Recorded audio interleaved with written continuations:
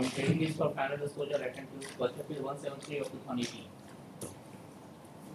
This is the covered case we decided as per 176 first. एक और भी किए थे विनीत की भेजे ऑर्डर को कॉपी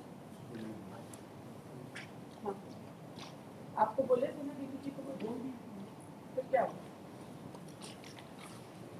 कवर्ड केस राइट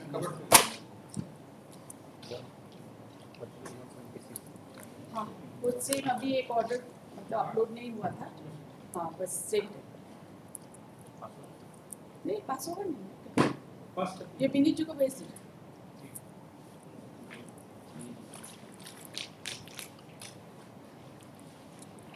ये जो है ना विनीत जी को बोलिए सेम ऑर्डर बनेगा इसी तरह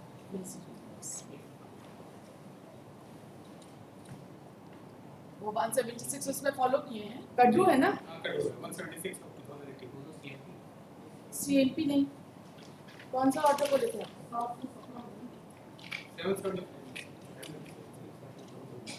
सीएमपी नहीं बुलाइए बीजेपी को आपको बात नहीं समझ आती है क्या बुलाइए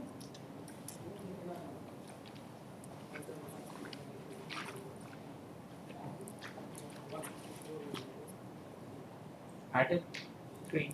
बीजेपी को एक मैटर था जो फर्स्ट अपील से कवर नहीं था कड्डू वाला आज वो एक सेम मैटर है सेम ऑर्डर का आपको भेज दिए फाइल भेज दिए उसको कर Item 3. WPC 5715 of 2018 along with item 4 to 9. May I please? My lord, my humble submission in this case would be actually the similar matter had already been decided by. Not similar, not similar. It's not similar. कोई चीज similar नहीं होता. Where is the regulation? Regulation का है. Lordship, I am squarely covered by the judgment of Honorable Supreme Court that commercial matters get regulation. And following that, one Honorable bench of this High Court has also decided. और हम लोग जो decide किए उसका क्या? That is all totally different matter. Here the cases are different. Here we have entered into a written agreement, and the matter decided by this Honorable Court. There was no written agreement. Where is the written agreement? Lordship, that is the next clause. Where is it? The petition will be lodged with the next. Photocopy of the registration certificate and external. Registration certificate अलग चीज़ है. Written agreement है. वही agreement है उसमें सारा conditions decided and we have specifically mentioned in our counter affidavit in para 22 that the decision which is now being challenged has already been taken in the year 2016 prior to filing of 2 years prior to filing of this writ petition in the presence of all the petitioners and after 2 years they have preferred this writ. We have clearly stated. Just a moment.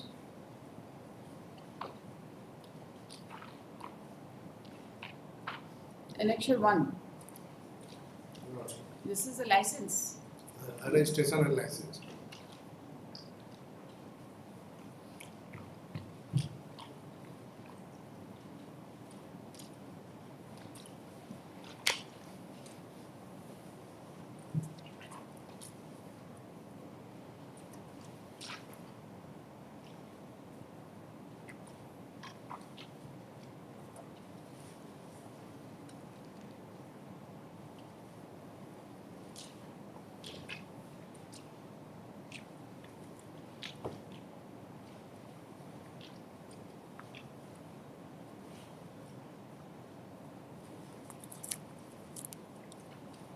हम लोग के counter में उसमें agreement भी हम लोग ला चुके हैं in our counter agreement is also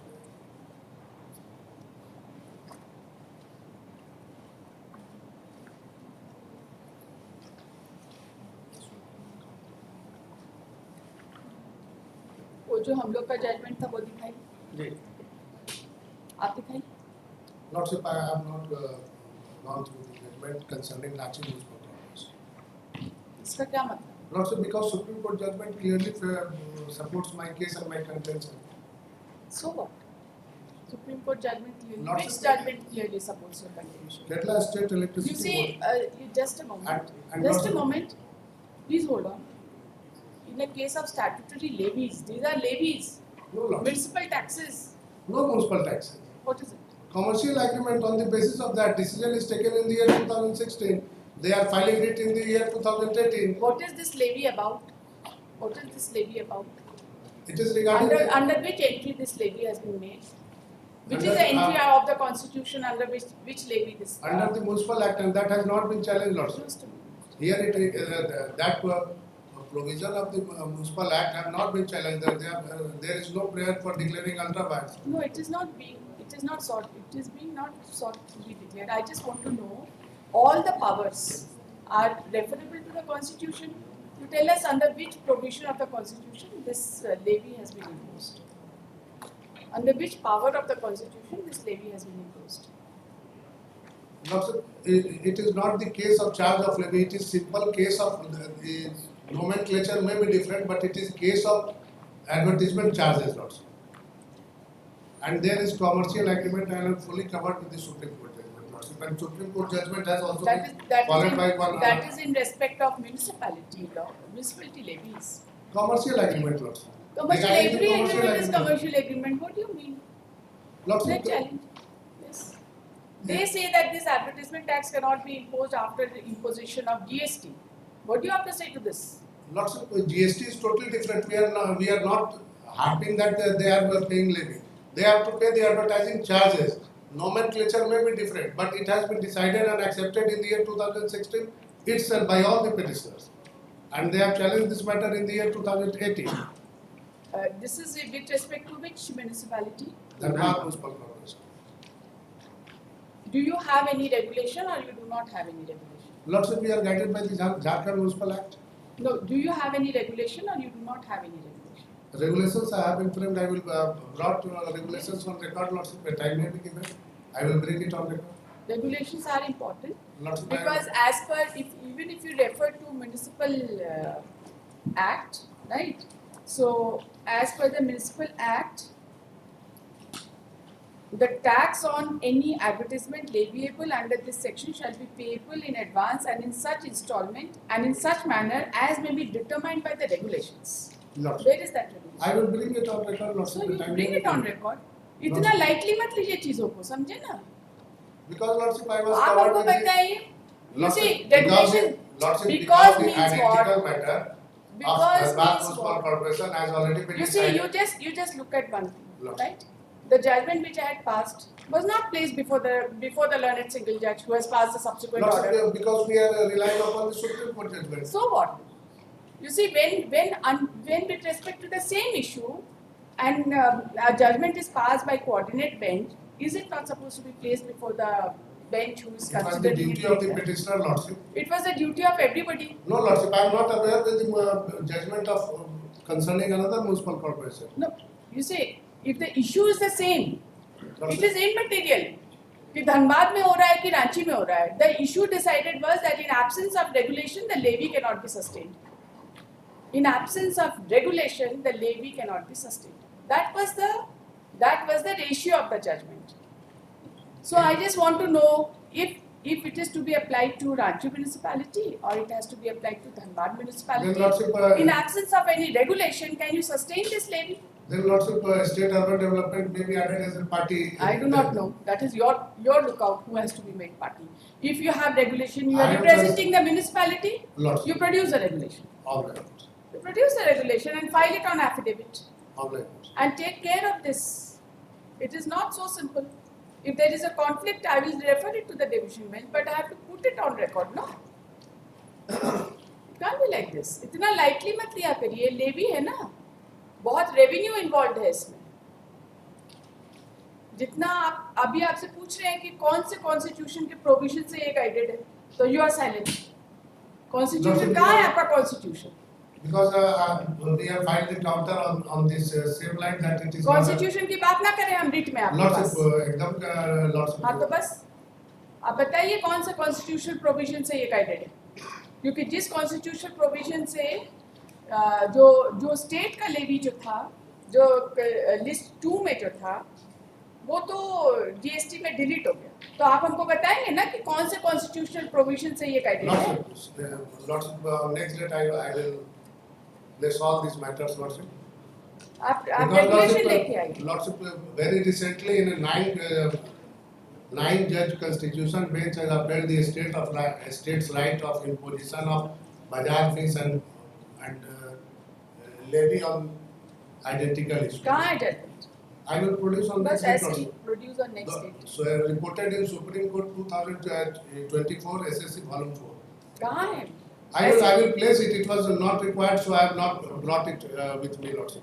On next date, I will be ready with that. What is that citation? 2024 Volume 4 SSC. बताइए page number. Mada versus Shell. Page number. From page 1 it starts. Royalty वाला judgment. Royalty वाला judgment. Royalty. So it is royalty. It is a kind of royalty, akin to royalty. तो आपको affidavit में बोलना पड़ेगा ना आपके. Lordship, हमको 2 हफ्ता का आपका टाइम दे दिया statement जाए. से नहीं चलेगा. 2 हफ्ता का टाइम दे दिया जाए. I will bring the regulation also. 2024 Volume 4. Volume 4 SCC Page 1 or 1. page. Page number 1. Mada versus Shell. ये सारे के सारे धनबाद म्यूनिसिपैलिटी के केसेस हैं कि सब अलग हैं? Only all of them. सारे Dhanbad municipality. Learned counsel for the respondents praise for and is granted. How much time do you need? 2 weeks, Lordship, and 4 weeks will be much better, Lordship.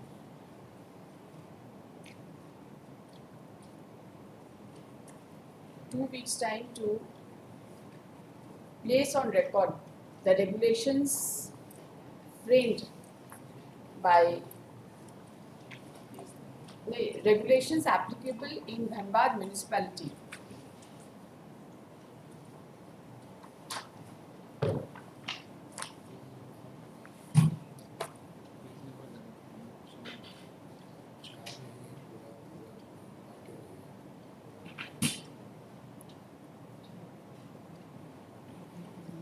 Which might have been framed under municipal laws, particularly section 173 of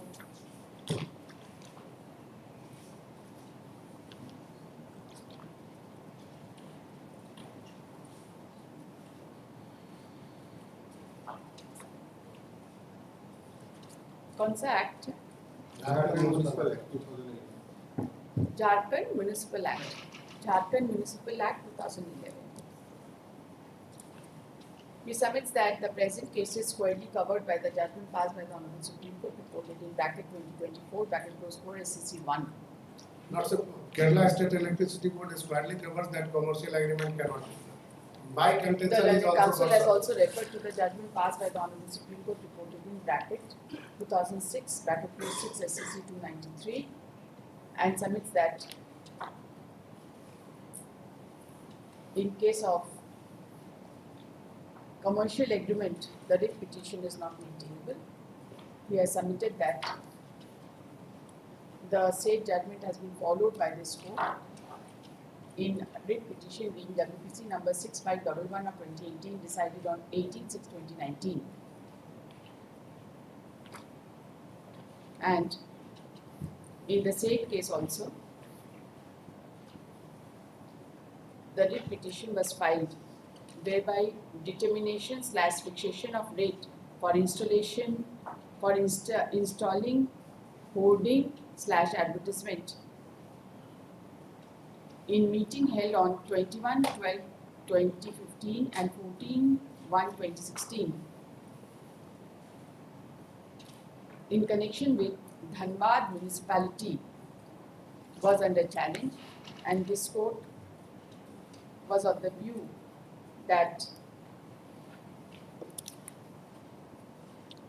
the agreement was totally in private realm, having no statutory force and is not a statutory agreement, and therefore writ petition under Article 226 of the Constitution of India is not maintainable. The learned counsel for the petitioner has relied upon the judgment passed by this court in WPC number 259 of 2016 and has submitted that as per the provision of law for the purposes of imposition of advertisement tax,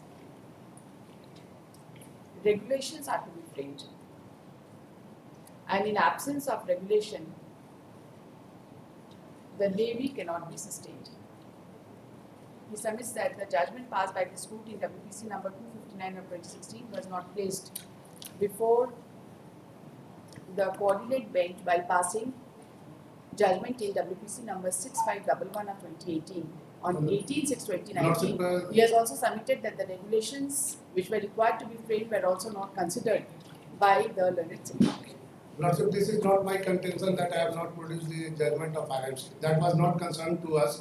So I आपकी कहाँ बात कर रहे हैं, उनकी बात कर रहे हैं, ठीक है? तो अब जो आप the counter affidavit to be filed by the Dhanbad municipality should also deal with the arguments which has been advanced by the learned counsel for the petition. उसको deal करके आप पूरा Lordship, first time may be given for 4 weeks. 4 weeks to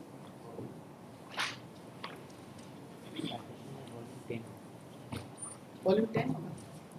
citation में 2024 का volume 10 SCC. आपका citation भी गलत. अच्छा वो हम अभी ये कर सकते हैं. इसको लाइटली मत लीजिए, समझ गए ना? रिफंड का ऑर्डर हो जाएगा. समझ रहे हैं? बातें समझ आ रही है आपको? और जब ये वाला मैटर जब यहाँ पे देखिए जो ऑर्डर लगा हुआ है, जब इसमें एक इंटरिम ऑर्डर हुआ था इस पूरे बैच में, ठीक है? दिस इज इसमें भी था, राइट? इसमें इंटरिम ऑर्डर के समय ही इसी पॉइंट पे ऑर्डर हुआ था कि रेगुलेशन नहीं बना. इसमें स्टैंडिंग कमेटी का जजमेंट है, क्योंकि अगर यहाँ रेगुलेशन इज नॉट अवेलेबल तो standing committee can decide this. It is stated in the act also. उस ठीक है, आप लेके आइए ना, हम ले आएंगे. आप लेके आइए, ठीक है? दो बेंच का कॉन्फ्लिक्टिंग जजमेंट होगा तो डीबी में रेफर होगा. ऐसे हम कोई भी जजमेंट सिलेक्टिवली फॉलो नहीं कर सकते.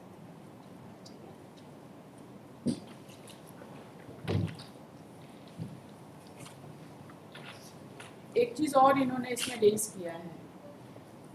The learned counsel for the petitioner has also submitted that after coming into force of GST Act, advertisement tax is not legal. इसको भी आप कवर करके अकाउंट करें. ये देखिए निकल गया है बीच से.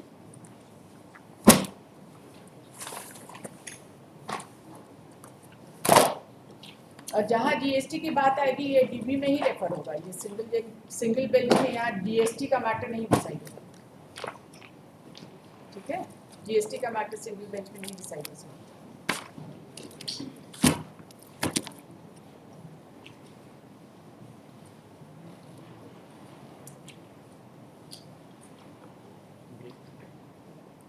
डेट हाँ 1 महीने बाद करेंगे. 4 हफ्ता में काउंटर फाइल करना है. उसके बाद रिजॉइनर का 2 हफ्ता टाइम देकर कोई नहीं.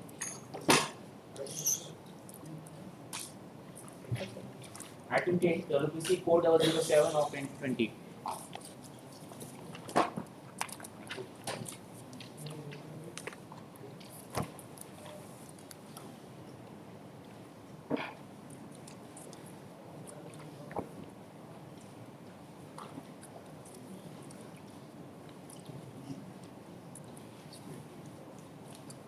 We would have an objection regarding maintainability of the documentation. Let Mr. Kumar argue. First you argue on maintainability. No, it's what objection do you well, have? simple. There's a lease termination. This is not a.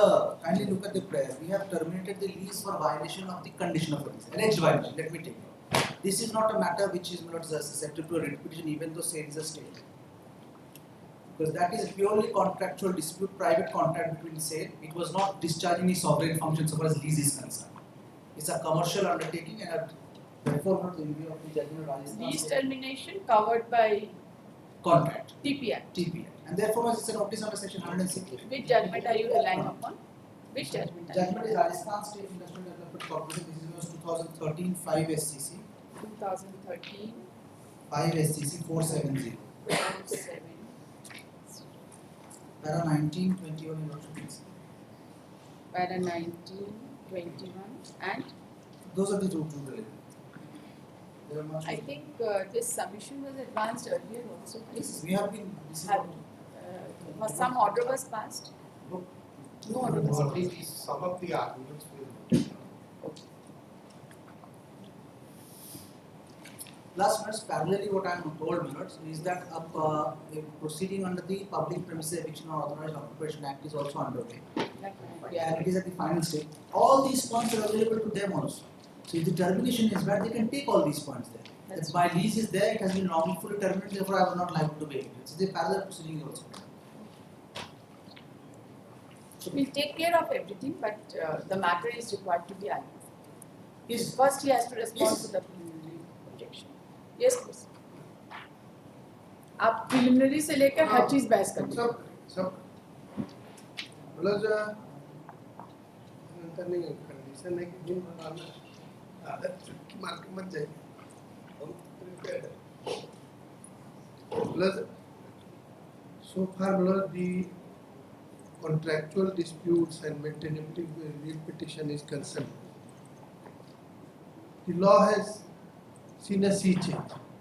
We see मतलब Radha Krishna Agarwal at that point of time no doubt. I mean just formulate and I'll come to the judgment. So Radha Krishna Agarwal and subsequent cases yes, it was initially said that contractual disputes can't be entertained, but later on alternative remedy, AVL International and series of judgments of the Honorable Appellate Court have come. One of the judgments was in the compilation which I had given is directly answering to the issue of maintainability also. That is Express newspaper which has been followed in 2000. एक और छोटा सा compilation है with your lordship permission I wish to pass on that also. ये पहले नहीं दिए थे छोटा सा. Yes, I'm giving it. So Which judgment are you relying on? yes, first of all kindly have Express newspapers on the point of maintainability. ये पहला मोटा वाला जो कंपाइलेशन है उसका आइटम नंबर 5 है express newspapers 1986 is a good law even today. 1986 1 SCC 133 मतलब ये 3 judges bench for this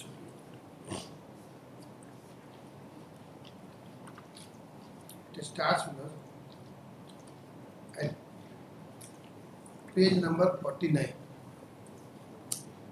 Almost same had been the issue factually also. Here also if lordship wants to read me the facts. Yes, please place the facts. Yes, please. Page 63. Page 63. Yes, I am reading. Yes. The petitioners challenge the constitutional validity of a notice of re-entry upon forfeiture of lease issued by the engineer officer, Land and Development Office, New Delhi, dated March 10, 1980, purporting to be on behalf of the lessor, the Government of India, Ministry of Works and Housing, New Delhi. The said notice required petitioner 1, the Express Newspapers Private Limited, New Delhi, to show cause why Union of India should not re-enter upon and take possession of the demised premises, that is plot numbers 9, 10 of Bahadur Shah Farman together with Express Building built thereon under clause 5 of the aforesaid indenture of lease dated March 17, 1958 for the alleged breach of clause 214 and 25 of the lease deed. They also challenge the validity of an earlier notice dated March 1, 1980 issued by General Engineer Building Municipal Corporation, City Zone Delhi to petitioner 1, the Express Newspaper Private Limited, New Delhi, to show why the aforesaid building being unauthorized should not be demolished under section so and so, so and so, so and so. For the purpose of maintainability, kindly allow me to skip other provisions because I shall read along with other judgments after formulating the issues which I want to formulate with my lords. Para 4. Yes, para 4 padhe, but I am reading. The issues raised in this case are far-reaching in significance to the maintenance of our federal structure, the government. It necessarily involves a claim by learned governor, Lieutenant Governor of Delhi, that he has power and authority to administer properties of the Union of India within the Union Territory of Delhi, which he called upon to administer.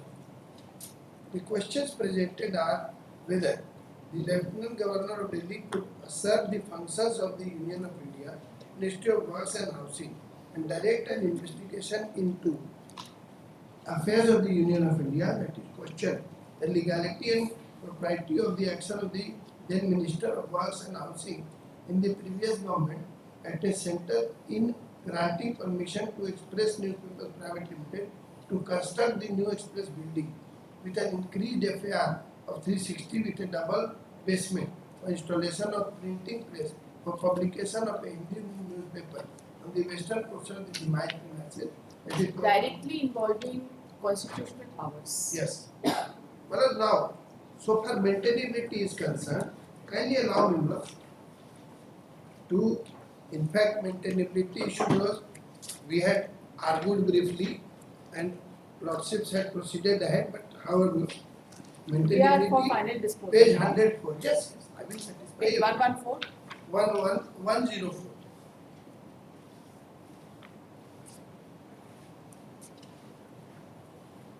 Yes.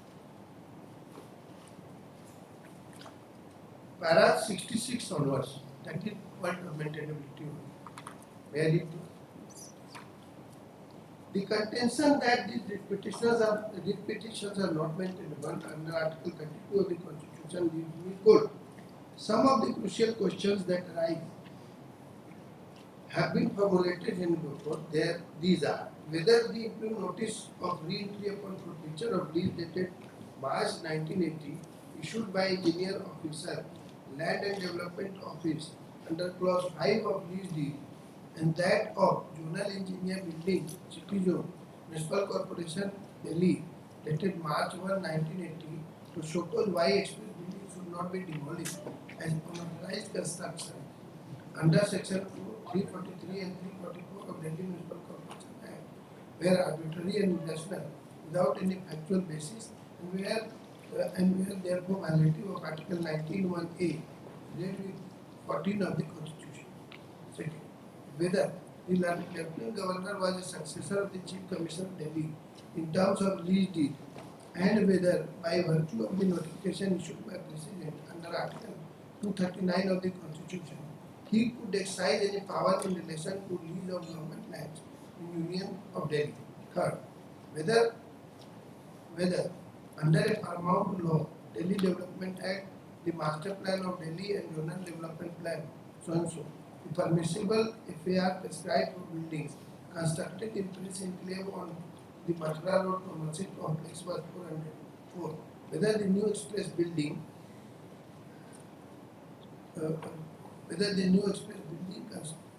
constructed with an increased FAR 360 with double basement for installation of the printing press publication of a Hindi newspaper with the permission of lessor, the Union of India Ministry of Works Housing constitutes a breach of the master plan of Zonal Development Plan or clause 514 of DT.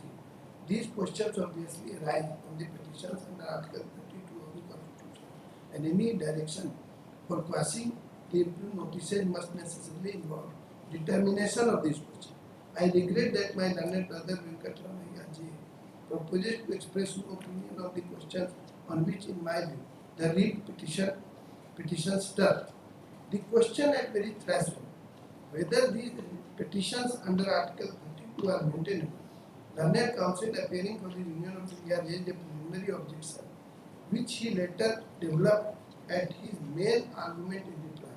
First, there was in the present case no question of infraction of the freedom of press comprehended within the freedom of speech and expression guaranteed under Article 19(1)(a), but the enforcement of Master Plan for Delhi and Zonal Development Plan framed under the Delhi Development Act, the Delhi Municipal Corporation Building Bylaw may at most amount to a restriction on the fundamental rights of the petitioners to carry on their business guaranteed under Article 19(1)(g).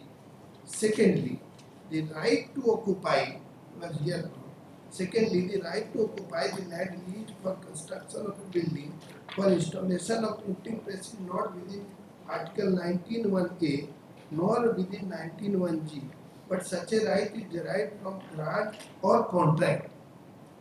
Plus here contract. Such a right is certainly not within the content of Article 19(1)(a) or 19(1)(g). It is argued that the right arising out of a statute or out of a contract cannot be fundamental right itself. It is argued that the right arising out of a statute or out of a contract cannot be fundamental right itself. Once a contract is entered into or a grant is made, the rights and obligations of the parties are not governed by Part 3 of the Constitution, but by the terms of the document embodying the contract or the grant, and any complaint about breach of the same cannot be even a matter for the application for the grant of a writ, direction or order under Article 226 of the Constitution. Precisely, this is they want to say. Now, much less under Article 32. These contentions, plausible though it may seem at first blush, are on closer scrutiny not well founded. They ignore the true object and purpose for which the grant was made, namely for construction of a building or installation of a printing press for publication of a newspaper, and the direct and immediate effect of the issued notices for re-entry upon forfeiture of lease and a threatened demolition of the express building on the leasehold premises under clause 5 of the lease deed for alleged breach of clause 2.25 and 2.14 thereof under section 343 and 344 of the Delhi Municipal Corporation Act. When the said building have been constructed with permission of the lessor, Union of India, Ministry of Works and Housing, and in conformity with the master plan and zonal development plan, so and so, as well as with the sanction of the Municipal Corporation Delhi, and therefore must amount to a violation of freedom of speech and expression enshrined under Article 19(1)(a). I am not impressed at all with the submission of learned counsel for respondent that forfeiture of lease or threatened demolition of express building does not touch upon the right guaranteed under Article so and so, and the petitioners can still shift the printing press to alternative. So it was directly relating to right to freedom. Right of freedom of press 19(1)(a). Right. But plus contract also other laws. Let me plus.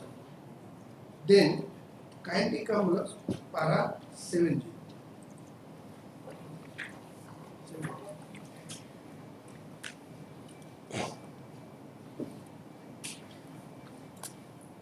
Yes.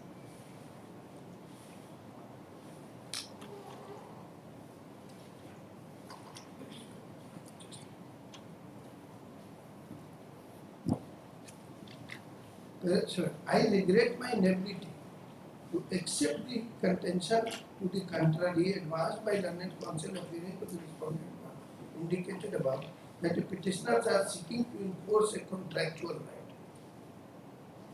and therefore the questions raised cannot be decided on a petition under Article 32 of the Constitution. It is urged that content of fundamental rights guaranteed in Part 3 of the Constitution demarcates the area within which the jurisdiction of the court under Article 32 can operate, and that it is not permissible for court to enlarge upon its jurisdiction by a process of judicial interpretation, placing reliance on certain observations in Iyengar J. in All India Bank Employees Association versus National Industrial Terminal, and of Chandrachud and Bharwati J. in Menka Gandhi versus Union of India. It is urged that the content of Article 19(1)(a) of the Constitution would not include the right which is guaranteed by other clauses of Article 19. According to the learned counsel, it does therefore logically follow that was facilitated the exercise of a fundamental right did not for that reason become a part of fundamental right itself. He read out different passages from the judgments of Bhagavati J. E.P. Royappa versus so-and-so, Maneka Gandhi, so-and-so, and Ramana Dayaram Sethi versus International Airport Authority of India. These judgments are on contract only, Ramana Dayaram Sethi, and all other judgments, which says yes, in contractual field also it will lie. And endeavored to show, to use his own language, that in spite of some literal flourish in the language here and there, they did not and could not depart from the ambit of Article 14, which deals with the principles of equality embodied in article. He was partially critical of the dictum of Bhagavati J in an International Airport Authority case. This is Ramana Daya. That arbitrariness was the antithesis of Article 14, and commented that this would mean that all government actions which are not supportable by law were per se violative of Article 14. I am afraid it is rather late in the day to question the correctness of landmark decision of Maneka Gandhi case in the innovative construction placed by Bhagavati J on Article 14 in 3 cases of Royappa, Maneka Gandhi and International Airport Authority, which have evolved new dimensions in judicial process. Then, Malas, kindly skip next paragraphs. Para 72 is talking about 19.1a also and 19.1g also. Then, kindly Malas come to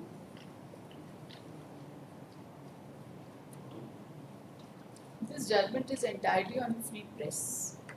it is free press, and Malas, it is also addressing to the arguments advanced by them that the contractual matters will not come in a writ matter.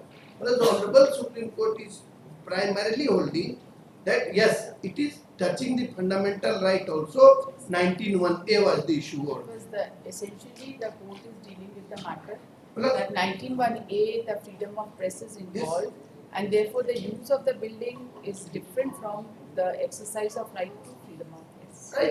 right, Malas. This proposition I am accepting. 19.1a was the question. The right violated of the petitioner was under 19.1a in that case. Here, Article 14 is also being discussed. It is being said violation of Article 14 will take me to the writ court straight. If there is an arbitrariness, wrong action on the part of the state, then I will come. Then another aspect is 19.1g and Article 21 also in my case. My case will be maybe that yes, you gave me allotment. Article 14 and 21. 21. So you have granted me 19 is not involved. 19.1g. 19.1g is obviously 19.1g. It is being discussed here. And let me have your lordships.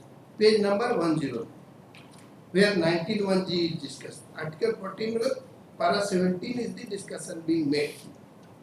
Now,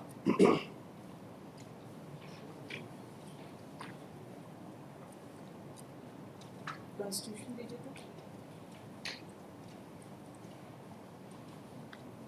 How is 19.1g involved in this? Malas, this property has been given to me to do all kinds of activities, residential as well as commercial, and on my investment over the property. The constructions are made by me. So, Malas, once they arbitrarily cancel my lease and terminate and oust me from there, it will be loss of my livelihood also.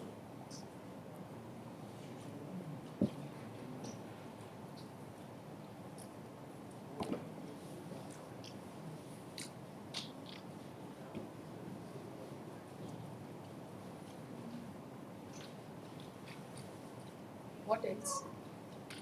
So, Malas, this is the Express newspaper, Malas, on maintainability, just. And on maintainability, there are plethora of judgments, which I will cite. Since I was of the view that or they are ready to argue on merits. And this aspect is over. So plus during course of the argument only plus I'll bring that up. I really don't know because we all know the law, at least on this point. So what I am trying to say is that please make out a case that there is violation of any fundamental rights.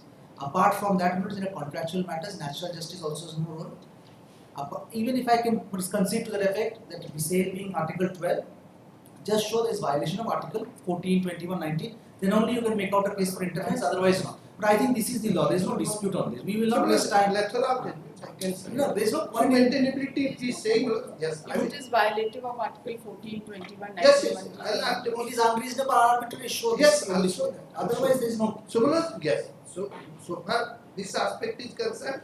If Article 14 violation, I have to show they are arbitrary. Kindly. Let us come on facts first. Still, one or two judgments I shall give the latest ones. And thank you. Now, kindly see the flow of actions and orders time to time. Annexure 1.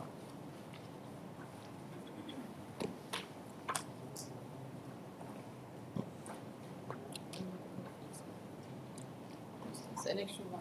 Can I be excused for a minute? It's not Yes. matter.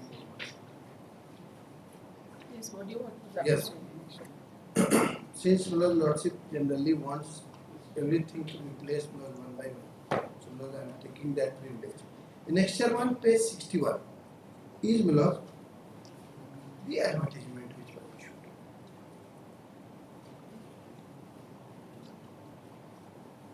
First two lines are important.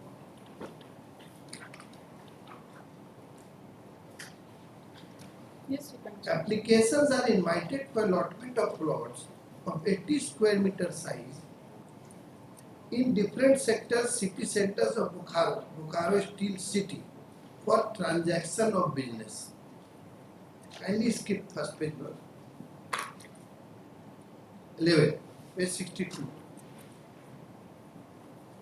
Clause 11. The plots will be allotted for 33 years on the basis of agreement for lease. These are the conditions. Then 15. The trade applied for and location, that is city center or sector market, must be superscribed on the top of the envelope in the block letters, etc., etc., etc. Well, this was the advertisement issue. Now, the Annexure 2 is one of the application for allotment of plot which I made. It is happening 87. This was the application made. Now Annexure 3 is the proposal for land lot.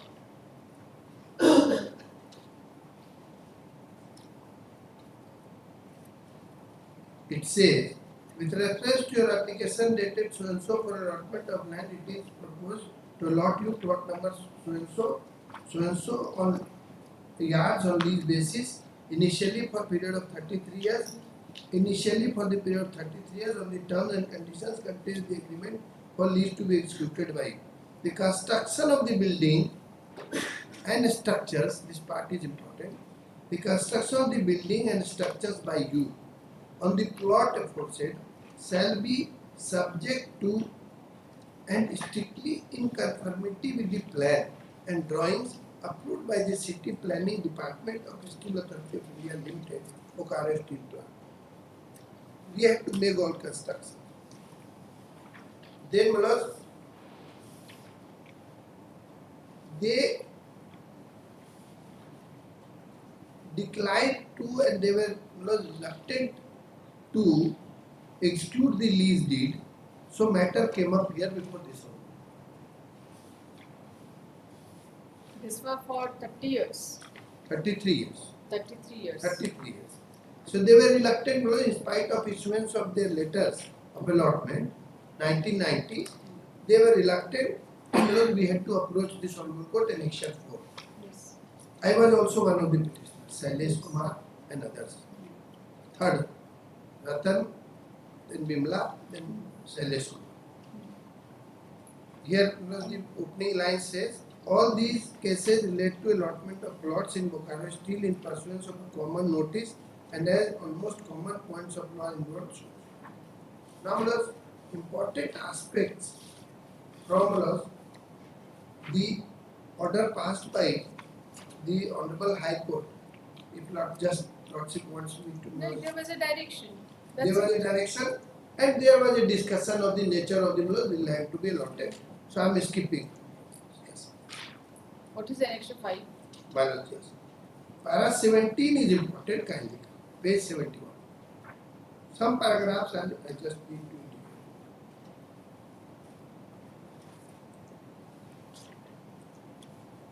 Yes. Here also I show this was also was matter arising from a letter of laws and matter was here read court and upon directions of the court this happened.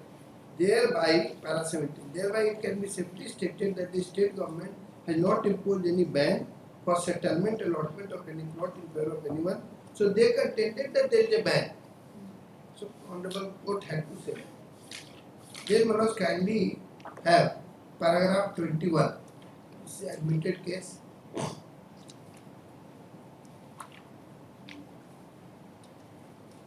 Para 21. From the proposed allotment orders, it appears that construction of the building and structure to be made by one or other individual strictly in conformity of जो हम पढ़ दी.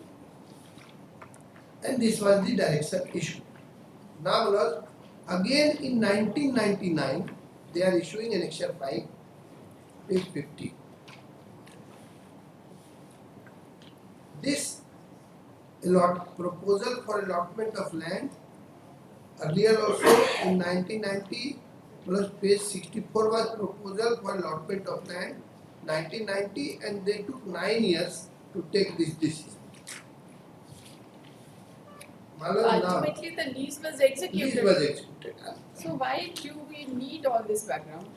मतलब इसलिए कि हम nature of transfer बताएंगे और हम बताएंगे कि इंटेंट क्या है because lordship will have to see the intent whether at all मतलब इस केस में अगर आपको बोलेंगे ब्रीफ पास करने के लिए तो आप only 3-4 points I can skip from all documents if lordship permits I can skip from all the documents and I can straight way come to the points. You have this lease, right? I have this. Where is the cause of action? Yes. Now, because I am skipping all these documents, kindly straight way come to the lease. Nature, because I have already explained.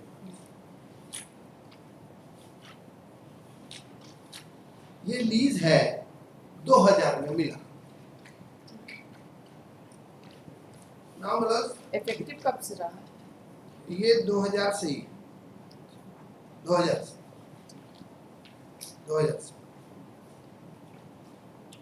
और clause of renewal भी है. Clause 1 है, clause 1 में 33 years लिखा है और clause 28 में renewal clause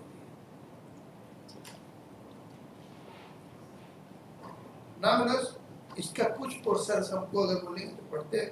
clause 1 देखा page 60 page 85.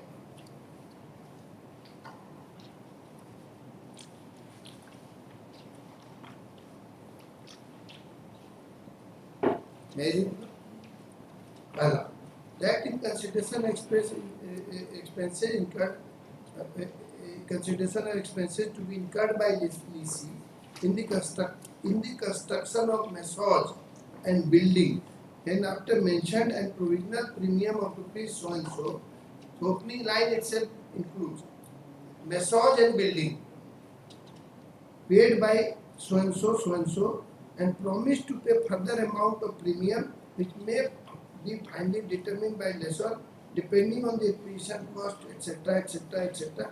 Last 3 lines are important.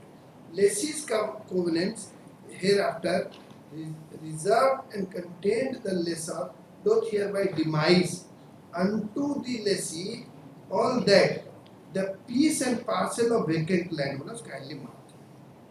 What was given to me? Piece and parcel of parcel of vacant land particularly described in the schedule herein under so and so so and so. And first three lines are important. Expenses to be incurred by lessee in construction of the massage and building.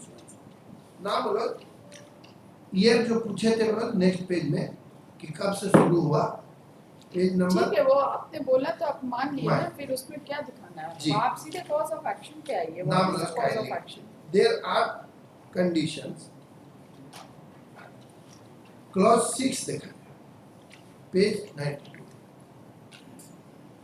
दो तीन clause दिखा देते हैं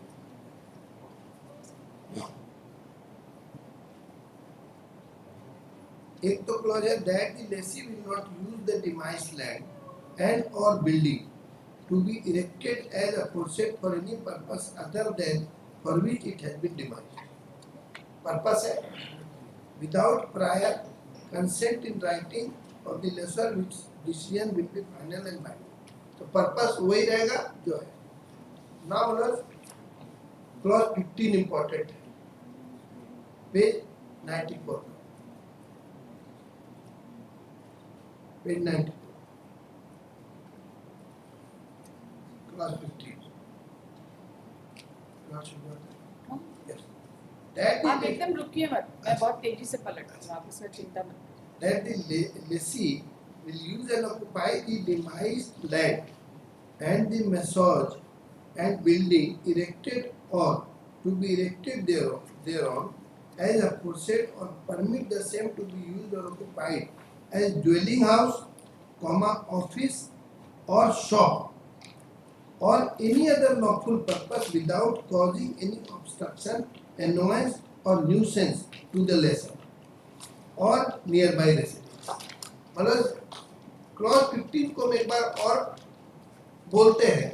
It says to be used or occupied as dwelling house, office, shop or for any other lawful purpose. So in a common building, I can have shop also, I can have dwelling house also, I can have office. It permits. So 15 becomes very important. Now look, the relevant clause is from 15 itself. It reads in the next page. The lessee will use the and occupy the demised land and massage and building erected or to be erected thereon as aforesaid or permit the same to be used. Permit the same to be used. मतलब देखा जाए और permit the same to be used word है. I can permit also. It says thereon as aforesaid or permit the same to be used or occupied as dwelling house, office, shop or for any other lawful purpose without causing any obstruction. The allegation is that you have sublet the building without prior permission. Yes, this is the allegation. Now Where is the prior permission? Yes, this is what they say. Here what they say कि I will not permit the same to be used, etc. etc. Now what the relevant clause says, kindly come to page 95. Therefore I was emphasizing much on this because this. Look, the lessee will not assign. Page 95. Yes. The lessee, kindly read with me once again. The lessee will not assign, transfer, sublet or underlet or part with possession of the demised land. I'm pausing here. It says demised land or the buildings erected. My reading of this provision is that if I'm subletting the whole building or if I have not constructed building, if I have sublet or assigned the whole land, then this provision will drag me. For non-compliance, permission is not taken.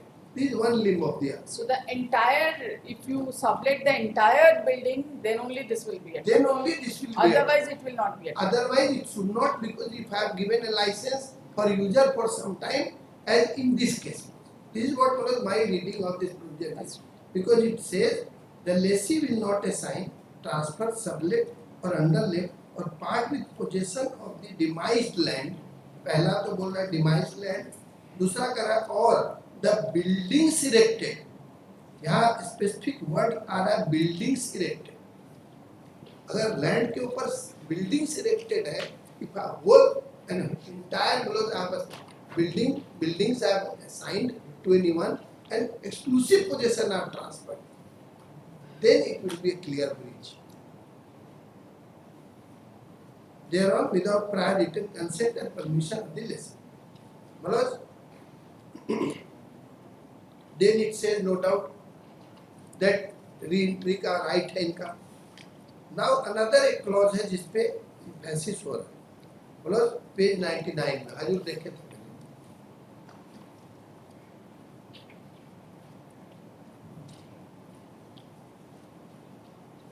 यही वाला re-entry वाला clause B. But पढ़े थे, I did not read it again. This is the clause they are trying to invoke. And BC जो है important है, that the lessor shall be at liberty to terminate the lease at any time by giving 3 months notice in writing without assigning any reason therefore, and in case of such termination, मतलब page 100 C जो जहाँ बोलते हैं कि नहीं हम 3 month का notice दे दिए आप जाइए. Now things have formulated. My contention is twofold. Rather threefold contentions I have. Number one, the termination against which I have come, annexure 3 is without any prior notice to me. It is violative of the provisions of section 111 G of the Transfer Property Act. Apart from being violative of the principles of natural justice, because section 111 of the transfer. This is contrary to which clause of the agreement? This notice. Without notice. This is without notice. It is under. This very clause they say. Lies are at DT. Yes. Just.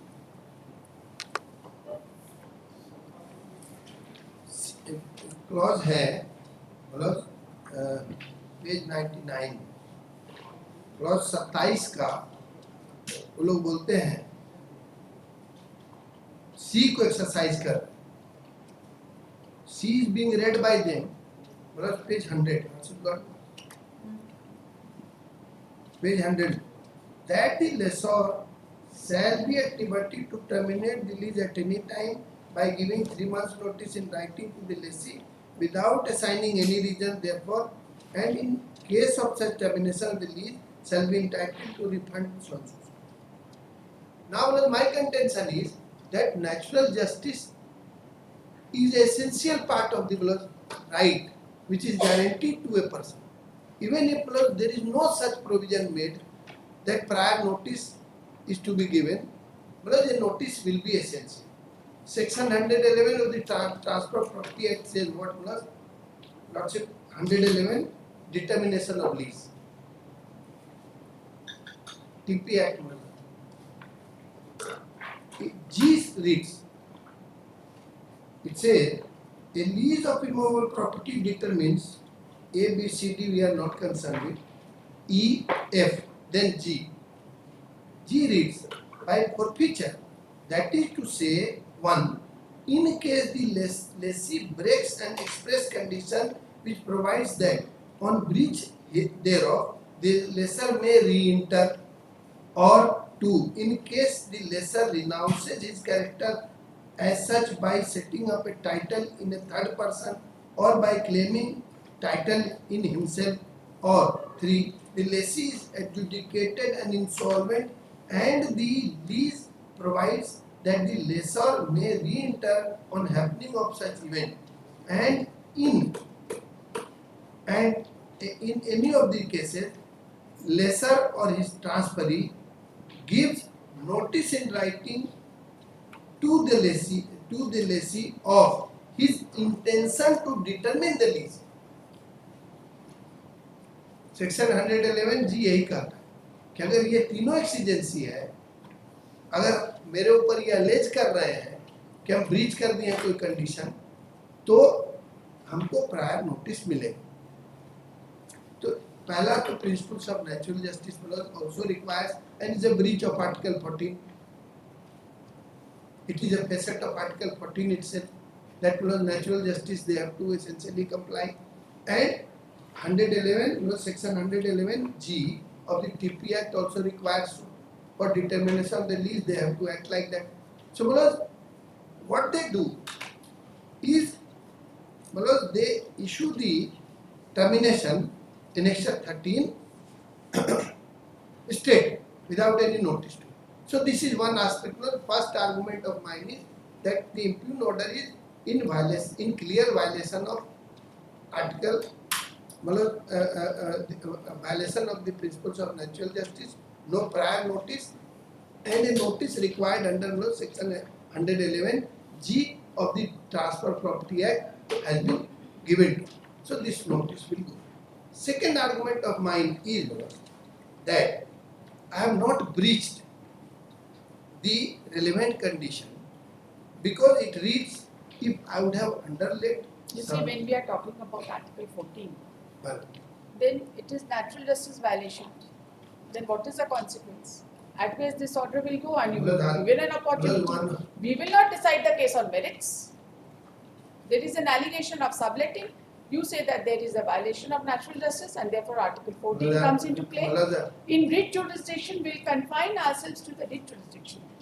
We will not enter into the merits whether there has been violation or there has been no violation. We will not interpret the provisions. I will leave it upon your lordship to decide in whatever manner lordship will decide.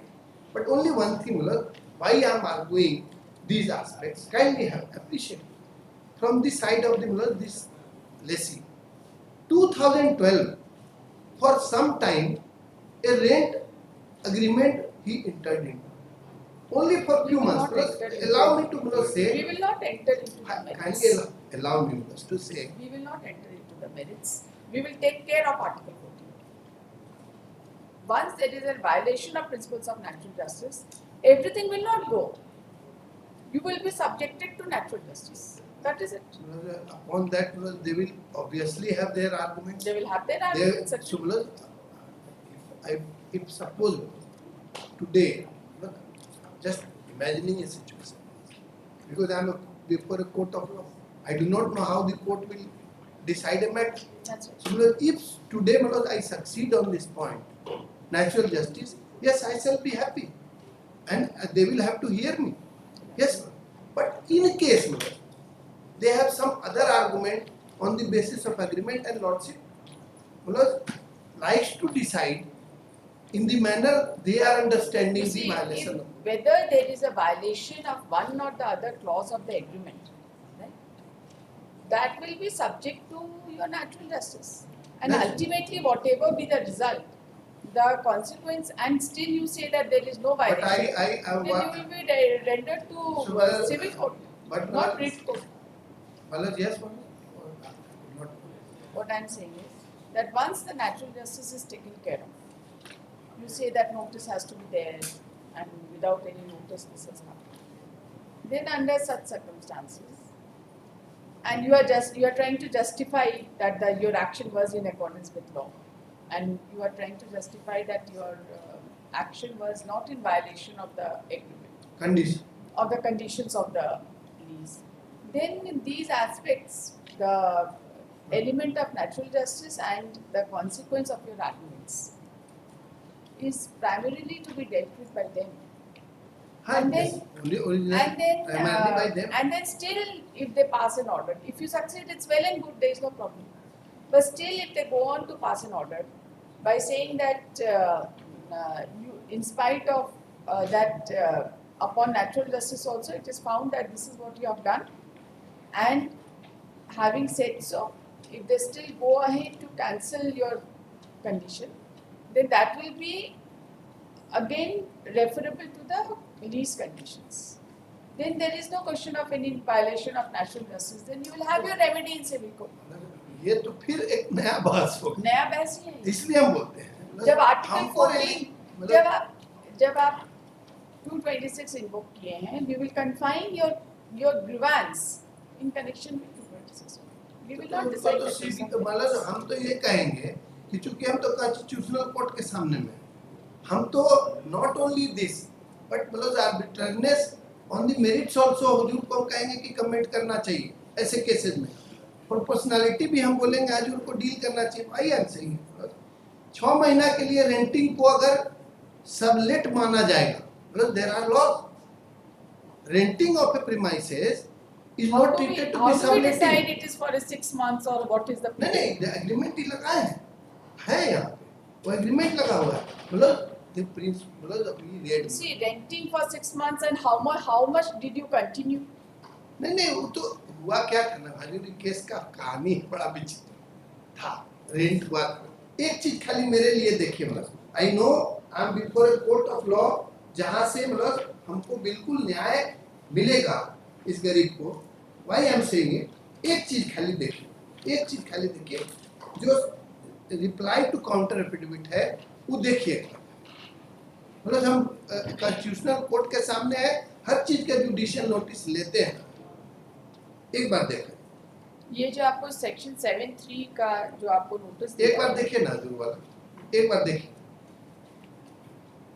बार देखा जाए इन reply to counter मेरा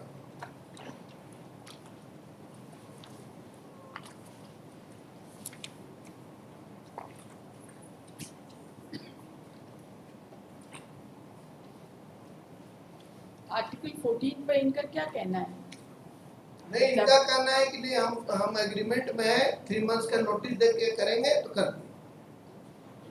सो they are not answering about section 111 of the transfer property act and they are also not saying well Maneka Gandhi says even if there is no such provision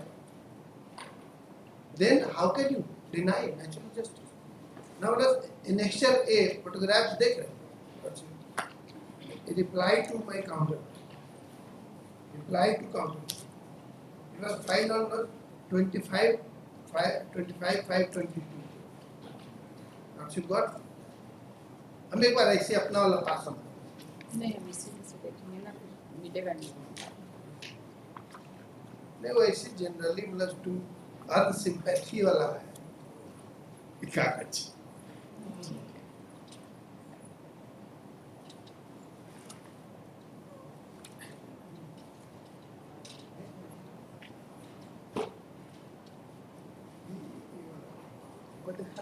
ठीक है, we have seen that. मिल जाएगा ये वाला मिला हाँ मिल जी। इसको खाली एक बार पेज 15 देखिए पेज 15 यही है ई बोकारो स्टील का मार्केट। ये पूरा ये बिल्डिंग बना हुआ अलग अलग लोगों को दिया हुआ बिल्डिंग है अलग अलग लोगों को दिया है। अब देखिए पेज 16 ऑनवर्ड में सब कोई लोग माने सब में ऑफिस है दुकान है बना हुआ रेंटिंग परमिट करते हैं। ये लोग रेगुलराइज भी किए हैं पब्लिक नोटिस निकाल करके पर्पस तक को रेगुलराइज किए हैं तो मेरे लिए हार्श क्यों? वो भी 2012 में 11 मंथ्स का लीज था खत्म हो गया वो रेमेडी हो चुका कब का और 2020 में हमको टर्मिनेट कर वेकेट कब किया? डिस्प्रोपोर्शनेट नहीं है वेकेट कब? मान लो yes What is the date? Yes date vacate किया मान लो 10 जुलाई 2013 कहाँ लिखा? यस हम दिखा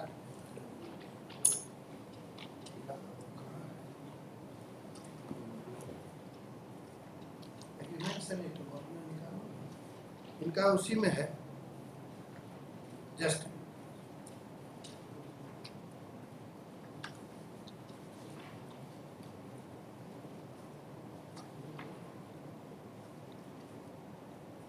मतलब पेज 115 में clear Of the of the writ petition.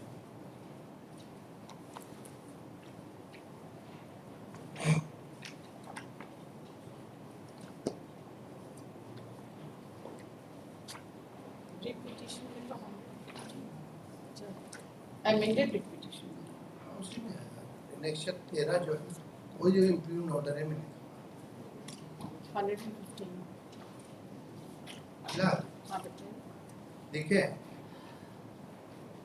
Second during the course of investigation by CBI Ranchi in CBI case number RC so and so registered against Messrs. Angel Agritech Limited.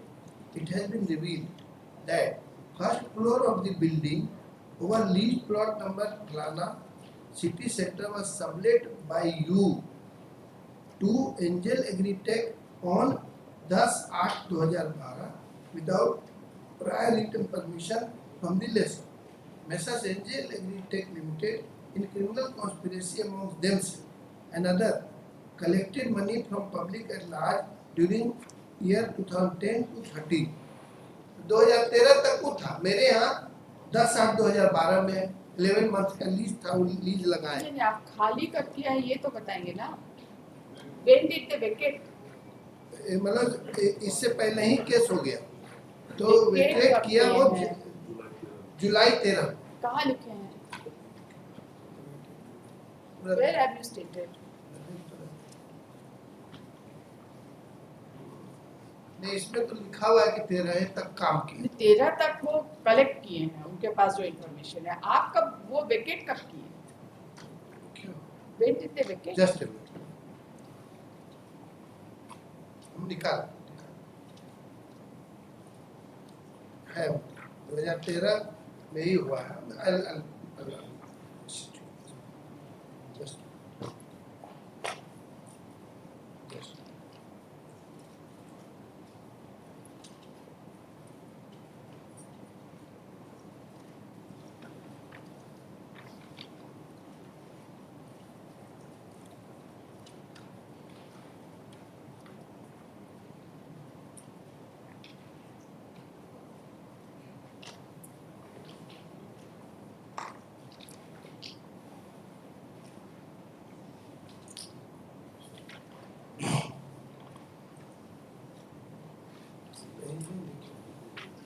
आप तो अपने repetition में बोल रहे हैं it is your right to sublet. वो तो draft करने का right you are asserting your right to sublet. तो हम लोग सोच रहे हैं आपका क्या राइट है सबलेटिंग का.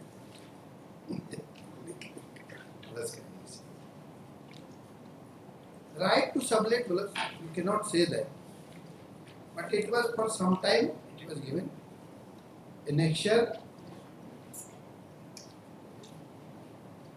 A to the counter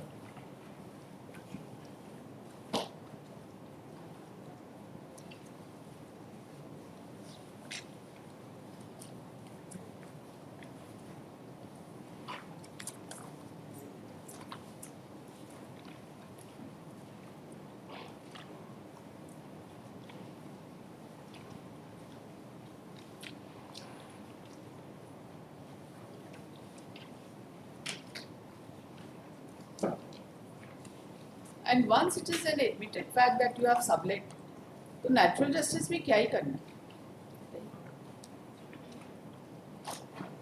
इसीलिए तो हम पूरा ही पास कर रहे हैं I will argue but when did they vacate? मतलब yes para 16 of the counter I'll buy para 16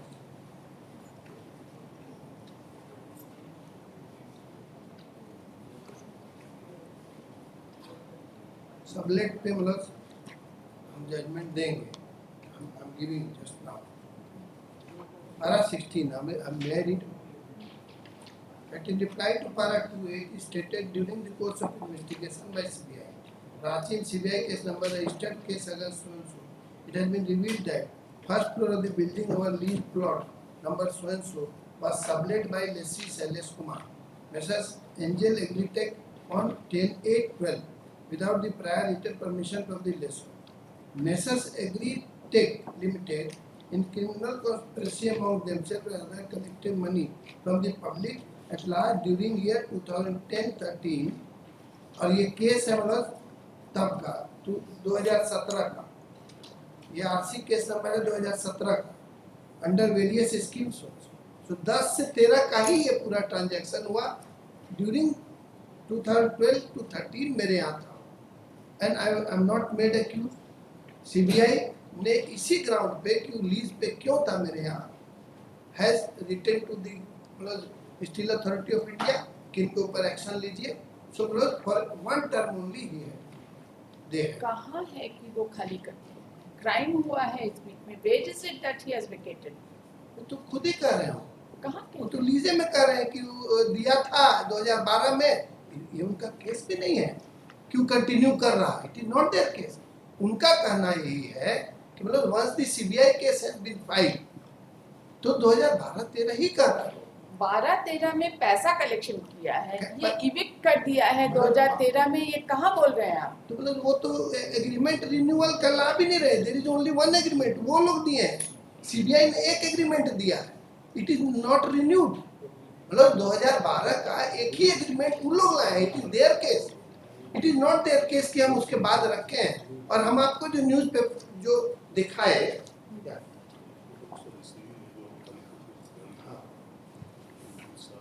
हम जो बोल रहे हैं मतलब ये देखिए उसी में देखिए खाली जो किया इसका उसी का रिसीविंग है। क्या चीज का रिसीव? जी क्या चीज का? ये वो खाली किया, ये पैसा का हिसाब हुआ उसी एग्रीमेंट में, ये खाली ये जो चीज हमारे पास नहीं है आपको कहाँ से आई कैन फाइल इट। देखिए समटाइम्स अगर मतलब पूछेंगे तो you lordship believe upon me, I can file it also. Not required. You take your statement that they have evicted in 2013. In July 2013, 29/7/2013, he is evicted. और वो रहा मतलब छोटे पीरियड के लिए 10/8/2012, may take note of this date. 10/8/2012 से लेकर के 29/7/2013, यही मेरे यहाँ का स्पैन है। सबलेटिंग का यही है। So my prayers are and my argument is that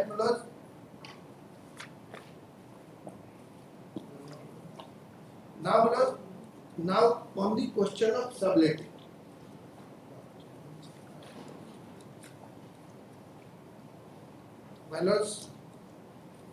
जो कंपाइलेशन है मोटा वाला, उसमें पहला जजमेंट है D Banerjee versus Rumesh Mahajan, whether it will amount to subletting.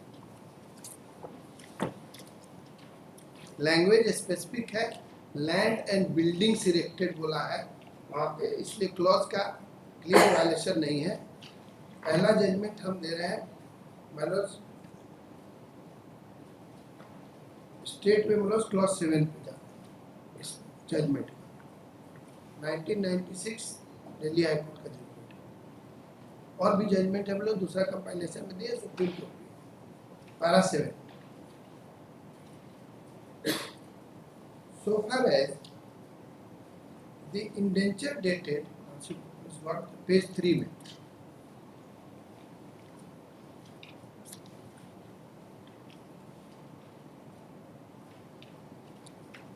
so far as the indenture dated 26th May 1949, by virtue of which the father of the respondent so and so Mahajan purchased the land underneath the property, shows that the same was purchased by him from Delhi Land and Finance Limited, a company registered under the Companies Act. The indenture shows that Professor M.R. Mahajan purchased a piece of land bearing plot number 99 and measuring 134 square yards, held on a perpetual lease from Delhi government trust. This lease provided that plot purchased by Mr. Mahajan would not be assigned, sublet or part with possession without the consent of vendor and in violation of the terms of lease, meaning thereby that the purchaser could not transfer nor could sell the plot. There is no restriction on the purchaser that after constructing the house he could not give it on rent. Letting the house on rent is neither parting with the possession nor subletting. Therefore, the argument that the purchaser could not have let out the house in view of this clause is without substance. This was the view taken. Now, छोटा वाला जो compilation है उसमें other judgments not supported.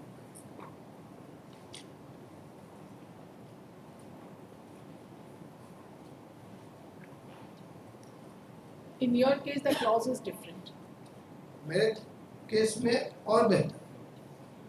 Building भी included. मेरे case में फिर से देखिए. आप अपना clause देख लीजिए. फिर से देखिए. Let us see with open mind first. Kindly have. Let us see it.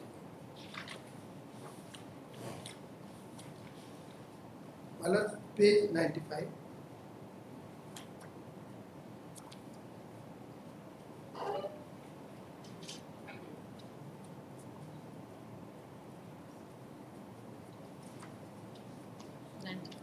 Yes.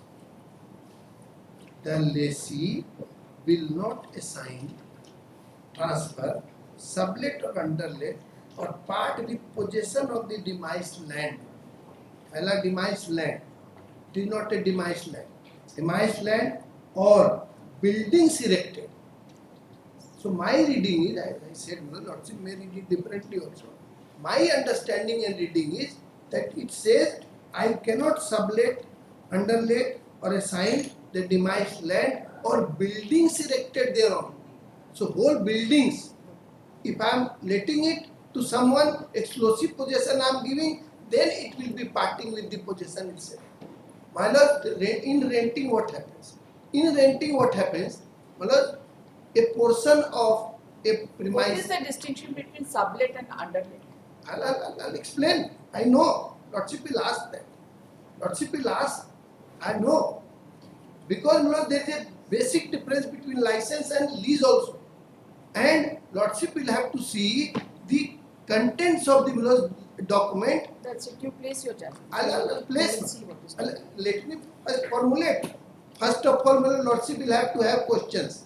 Then only Lordship will understand. I have put my questions whatever I wanted to. Yes. So now you finish your what your argument, Lordship place your wants. judgments. So my contention is that if permission is a renting, if a renting is of a premises is given to someone, then exclusive possession does not go. And exclusive possession remains with me only. Exclusive possession remains with me. I am controlling everything. I am restricting him. So I am not trying to assert my right to do it. But fact remains, if there is clear ambiguity and it says that it can be used by someone also, because clause again I will read. Why I am saying it? Clause 15 of the this lease conditions say that the lessee will use, clause 15 page 94, that the lessee will use and occupy the demised land and massage and building erected or to be erected thereon as aforesaid, or permit, here, or permit the same, or permit the same to be used or occupied as dwelling house, office, shop, or for any other lawful purpose without causing any obstruction, annoyance or nuisance to the lessor or the nearby residents. So this clause first of all say that demised land and massage or buildings erected thereon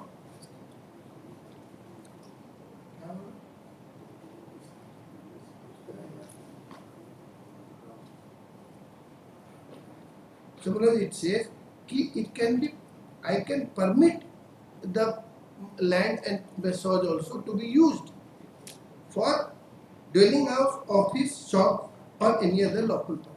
What I want to first of all convey primarily is that if in a building which I shall be constructing, there can be a shop also, there can be the dwelling house also, and there can be office also.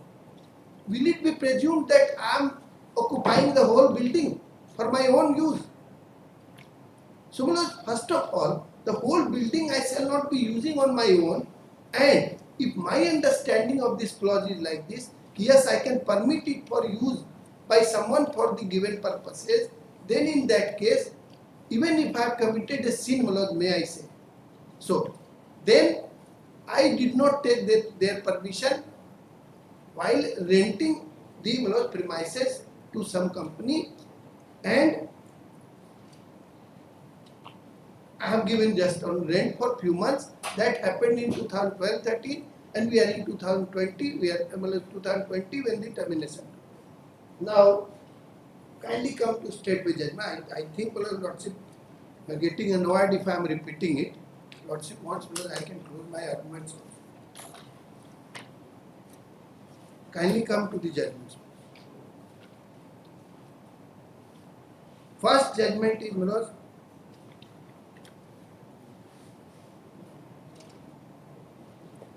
next year, page 1.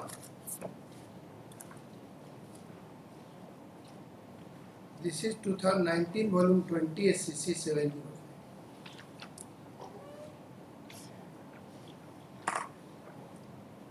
This fellow's judgment considers express newspaper again. In that case, Lordship wanted me to read those provisions जो वहाँ था, तो ये बोलने के लिए कि that is pertaining to 19(1)(a). Because here their judgment is being applied here. Kindly allow me to read some paragraphs.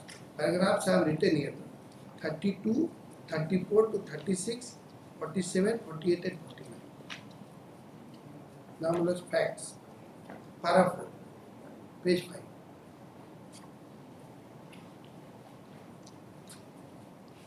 That dispute relates to a property which is situated at survey number 417, bungalow number so and so, so and so. The property consisted of a main bungalow, a cottage, outhouse, garages, and an open plot of land, and measuring around so and so, so and so. Now let's para 6. Even after the lease having come to an end, para 6 of that chapter.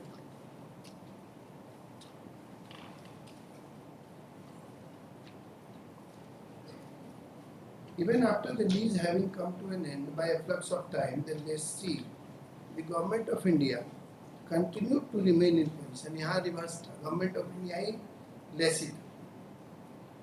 Lessee, that is government of India, continued to remain in possession of the suit property. However, Mr. So and so then executed another lease deed on so and so in favor of government of India for further period of 5 years. In the year 1939, lesser so and so applied to the Cantonment Board Pune for giving permission to undertake certain building work in suit property so and so, so and so. However, after 3 years of so and so, the suit property was requisitioned and possession was handed para 8. However, after 3 years on so and so, the suit property was requisitioned and the possession was handed over back to Messrs. So and so.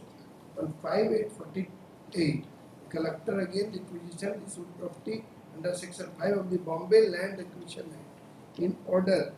In this order, it was mentioned that Messrs. So and so is the owner of the suit property. Messrs. So and so filed a writ petition, para 9. Mr. So and so filed writ petition number 2783 of 83 in Bombay High Court seeking inter alia relief for restoration of possession of the suit property by order dated so and so. The Bombay High Court allowed the writ petition and directed restoration of possession of the suit property to Messrs. So and so, so and so. Now, basically, the express newspaper is being relied upon here. That if there is a bona fide dispute claims, then Public Premises Act will not be resorted to. Para 32 onwards, if Lordship allows me. Para 32, then 34. Para 32 says, having heard the learned counsel for the parties on perusal of the record of the case, including written submission, we find force in the submissions urged by learned counsel for the appellants. 34. This court, 3 judges bench, has succinctly dealt with issues arising in express newspaper source. Though in express newspaper case, several other issues relating to fundamental rights conferred on the citizens under Article 19(1)(a) and (g) of the Constitution and its violation qua the state fell for consideration and were decided, this court was also called upon to decide the legality and correctness of the notice issued by Government of India through their officers in their capacity as lessors of the land in question, demanding therein a right to re-entry upon the terms of the lease deed on so. Then, minus,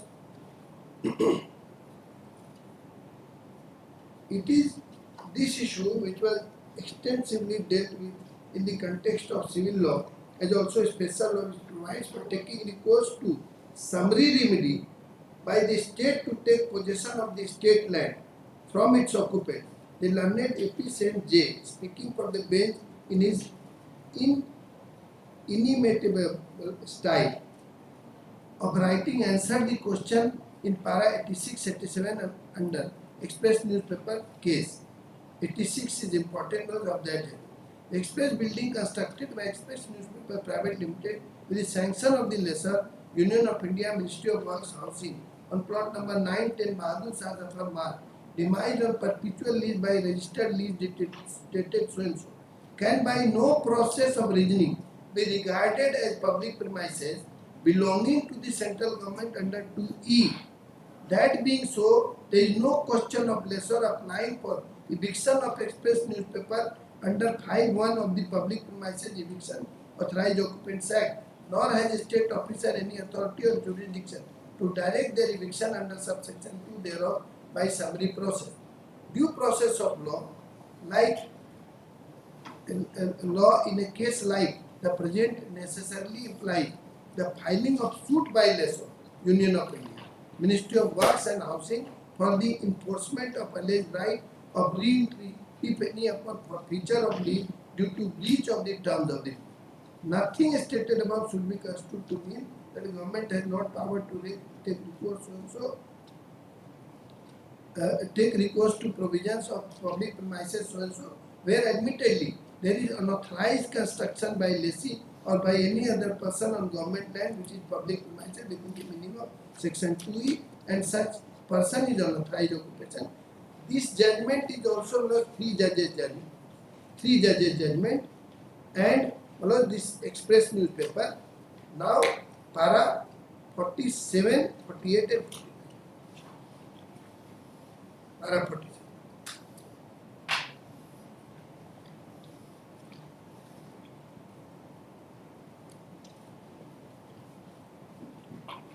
Para 47, the question involved in express newspaper case in relation to remedy of state qua person in possession of the land was again considered by a bench consisting of 3 judges.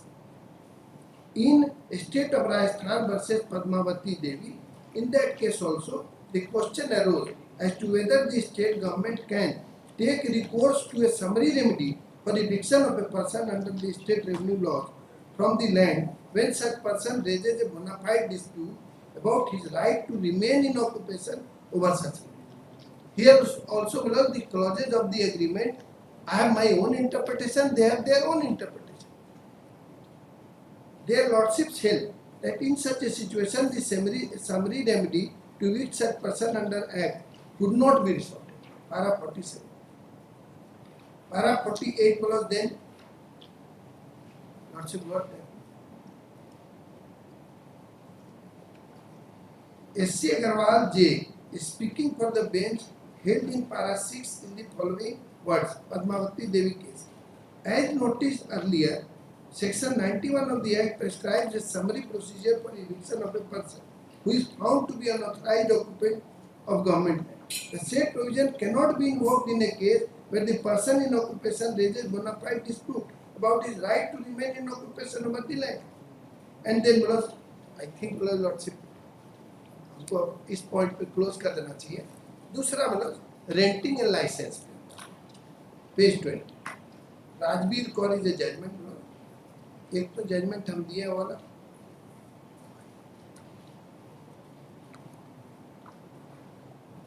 You see, you are calling upon us to interpret the agreement. We will not do that. So they are after me. Public Premises Act. Notice is not there under section 111. I'm just trying to make out a case. I don't see. You see, this is not the. It is not over arguing, my lord. I'm just trying to Yes, it persuade is you, over lordship, arguing. because a person's life is at the stake. That's right. Where he will go, my lord. I have shown you photographs. The whole area is consisted of such buildings, and for some time, my lord, I had given a premises on rent. Then, my lord, in 2020, on that very So ground. your case is that upon true construction of the agreement, it was permissible under law. This is also your contention. This you have argued No, I'm- that as per the No, provision of I'm- clause 15 or I'm just showing bona fides, man. No, I'm no, not we are asking not. your lords You see, merely to because you decide. are My merely bona fides, because there is a we clause. don't have any doubt about your bona fide. Have I That raised is- any objection? Only हमारा bona fide खाली दिखा रहा है कि there is a sufficient scope मतलब of misunderstanding. I'm not trying to justify. मतलब होता क्या है मतलब let us leave this matter for a moment. होता क्या है मतलब whenever we are मतलब before your lordships or any court of law, we try to मतलब go deep into a matter to make out some case. It is मतलब our assistance only. I'm not trying to justify the act of the petitioner. Kindly take it from him. My way of argument, lordship, taking otherwise, then I'm saying it is not that. It is absolutely not that. Because उसका bona fide दिखा रहे हैं. हम ये नहीं कह रहे कि हम करबे करेंगे, रेंट लगाएंगे. But मतलब kindly see, इनका एक और एक्शन देखिए कि कितना हार्श मेरे लिए होता है. लॉर्डशिप उस चीज पे हम नहीं बोलेंगे. मतलब लीज लाइसेंस हम खाली इसलिए दिखाएं कि बोना फाइडी है मेरा. मतलब वो दिखा एक चीज खाली देखिए मतलब उसके बाद आई क्लोज नॉट जजमेंट जो देना था हम दिए हैं. अब माय लॉर्ड बोलेंगे तो हम प्लेस करेंगे तो नहीं place.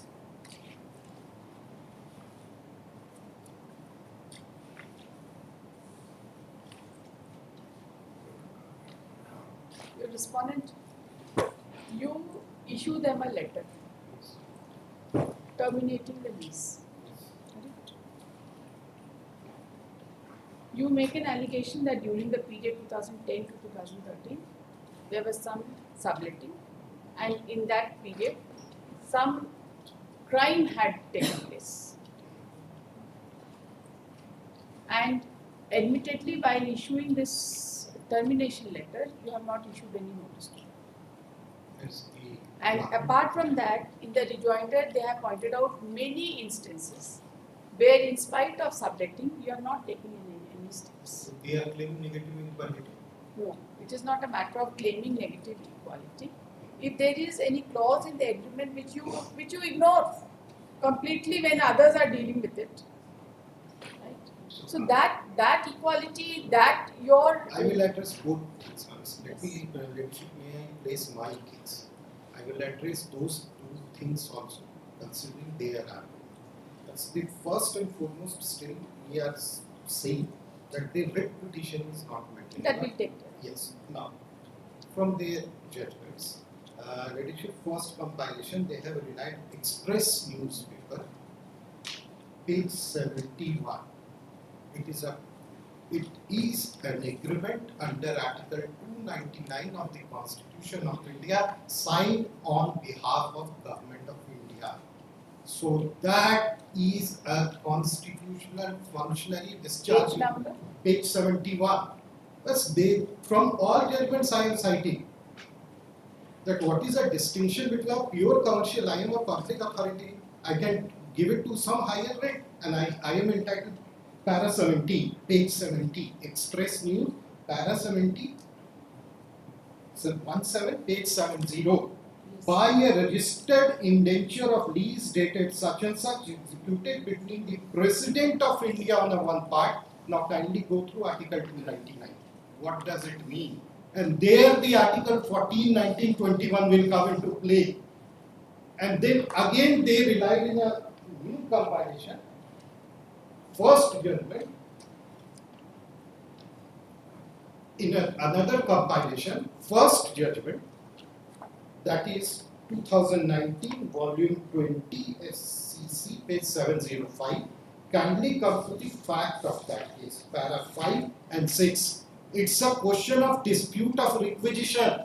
There is a dispute of title, whether a private party is a title, I will read para 6. Even after these having come to an end by efflux of time, the lessee, Government of India, continued in remaining in possession of the food property. However, Mr. Such and Such then executed another lease dated such and such in favor of Government of India for a further period of 5 years in the year 1939. Then again detailed para 7 on 34/1941, such and such expired, leaving behind his son such and such, who inherited this food property by order dated such and such. Collector requisitioned this food property under section 75(1). It's a statutory function, and therefore Express News was relied, saying that there are functions, classes of functions discharged by public authority. One is statutory in nature, and another is non-statutory in nature. Ladyship, on last occasion I have given one judgment, again I am referring to 2000, volume 6, SCC 293, there must be on record. 2000, volume 6, SCC, page 293. Ladyship has taken note on last time. 2000, volume 6, SCC, page 293, 293. paragraph 11. On last hearing, that was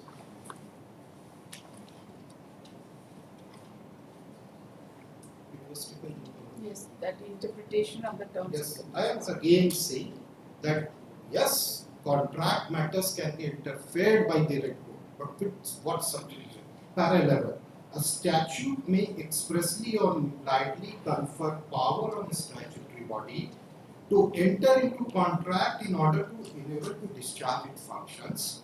Disputes relating to the terms of such contract or alleged breaches have to be settled by ordinary principle of law of contract. The fact that one of the party to the agreement is a statutory public body will not itself affect the principles to be applied. The dispute about the meaning of a covenant of a contract or its enforceability having to be determined according to the usual principles of the Contract Act. Every act of the statutory body need not necessarily involve an exercise of statutory power. Statutory bodies are like private bodies, have power to contract or deal with property. I am also dealing with my property. Such activities may not give rise to any public law. In the present case, it has not been shown how the contract is statutory. This is still my argument. In this case, they are not showing how it's a statutory contract. The contract between the parties is in a realm of private law. It is not a statutory contract. The dispute relating to interpretation of the terms of conditions of such contract could not have been agitated in a writ petition under Article 226 of Constitution of India. This is a matter of adjudication by civil court or in an arbitration if provided in the contract, where any amount is due, and if so, how much and the refusal of the appellant to pay is justified or not are the matters which could have been agitated and decided in a writ petition. The contractor should have relegated to the other remedies. So my first submission is that they are trying to show that there is a violation of fundamental rights.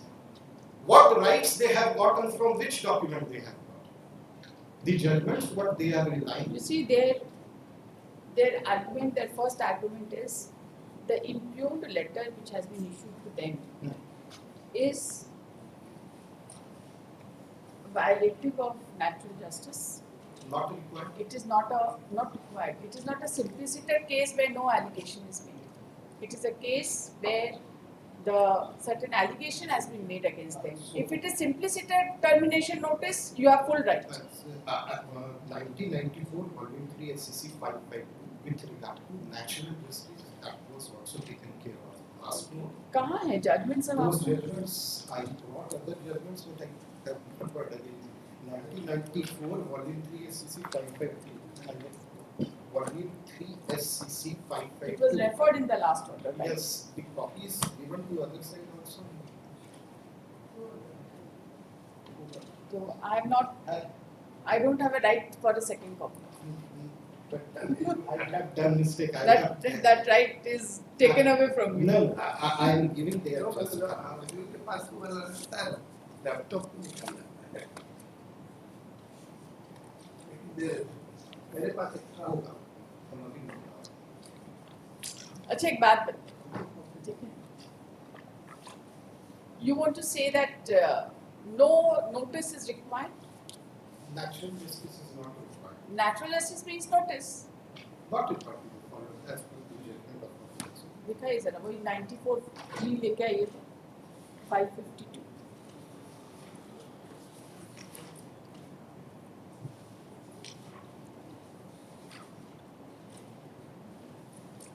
You see, it is something like if there is an order of simpliciter termination, right?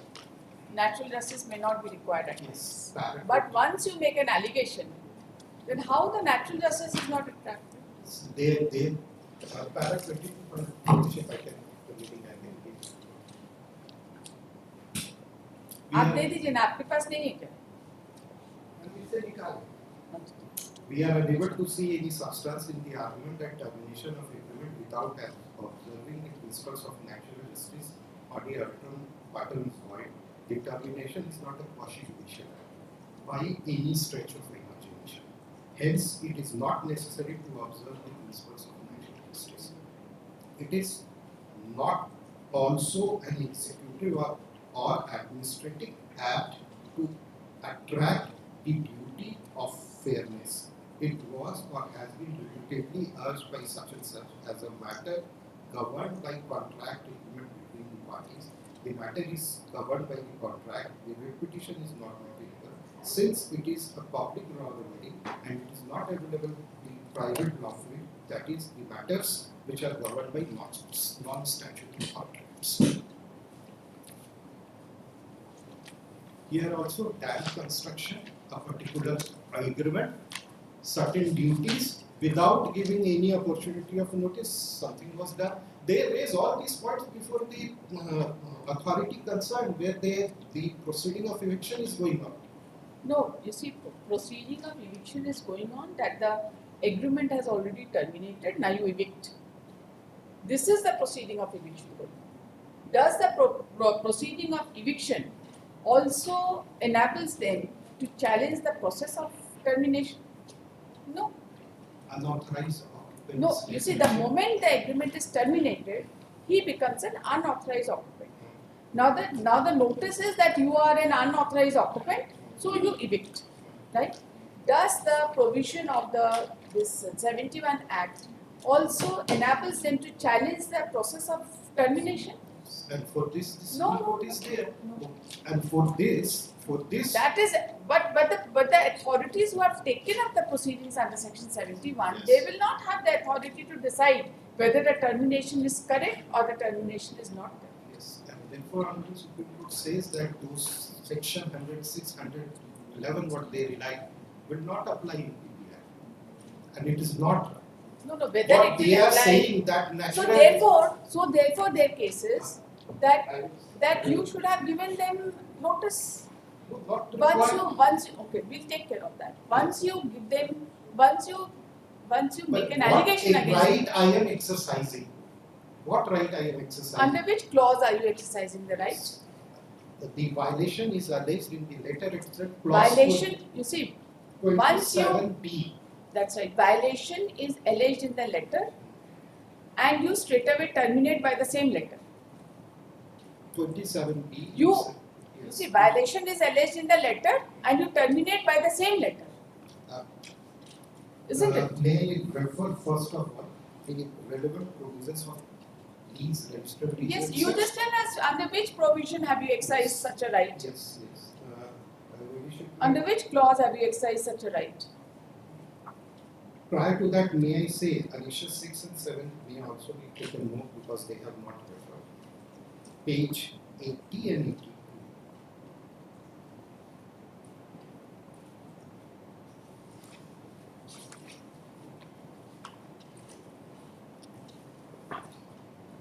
Yes. The allotment is for the specific purpose. That's Right right. from the beginning, they are arguing. For the trade of computer and electronic. Yes, and from there I will show. You see, that is what I am saying. That once you terminate, right? The allegation and the letter of termination is one and the same. So, as per the agreement, can you just straight away terminate, or you have to give them a notice before terminating? For that, For before terminating, based on allegation. If you simplicity want to terminate by giving 3 months notice, there is no bar under there. yes. But it is not a case of simplicity Yes. termination. It is Page not a case of 90, simplicity termination. Page 90.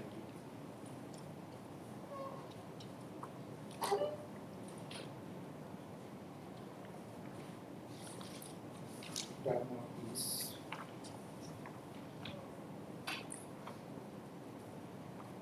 They have clause 6, I have left it, they have also referred that.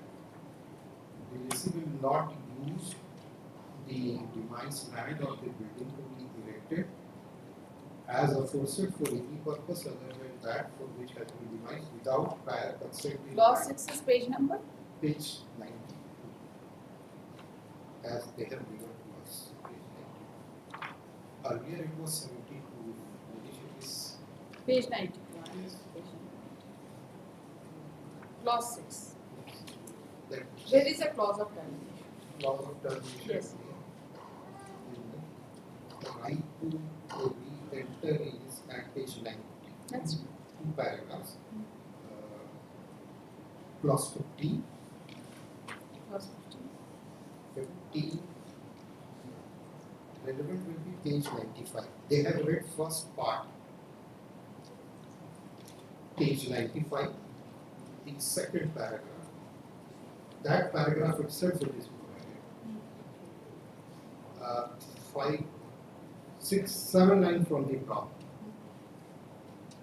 The lessor in event of breach of any part of the lease in observation of the officer shall have right to re-entry Yes, you have a in right. on the- There is no doubt on that. Yes. You have a right. Yes. But can the allegation and the letter of termination be one and the same? We have said that you violated this particular clause and therefore your lease is terminated. Terminate. Very well. Yes. So you make an allegation and terminate by the same letter. That is our submission, that this is the right given, and again, page 79. Where is the I- termination clause?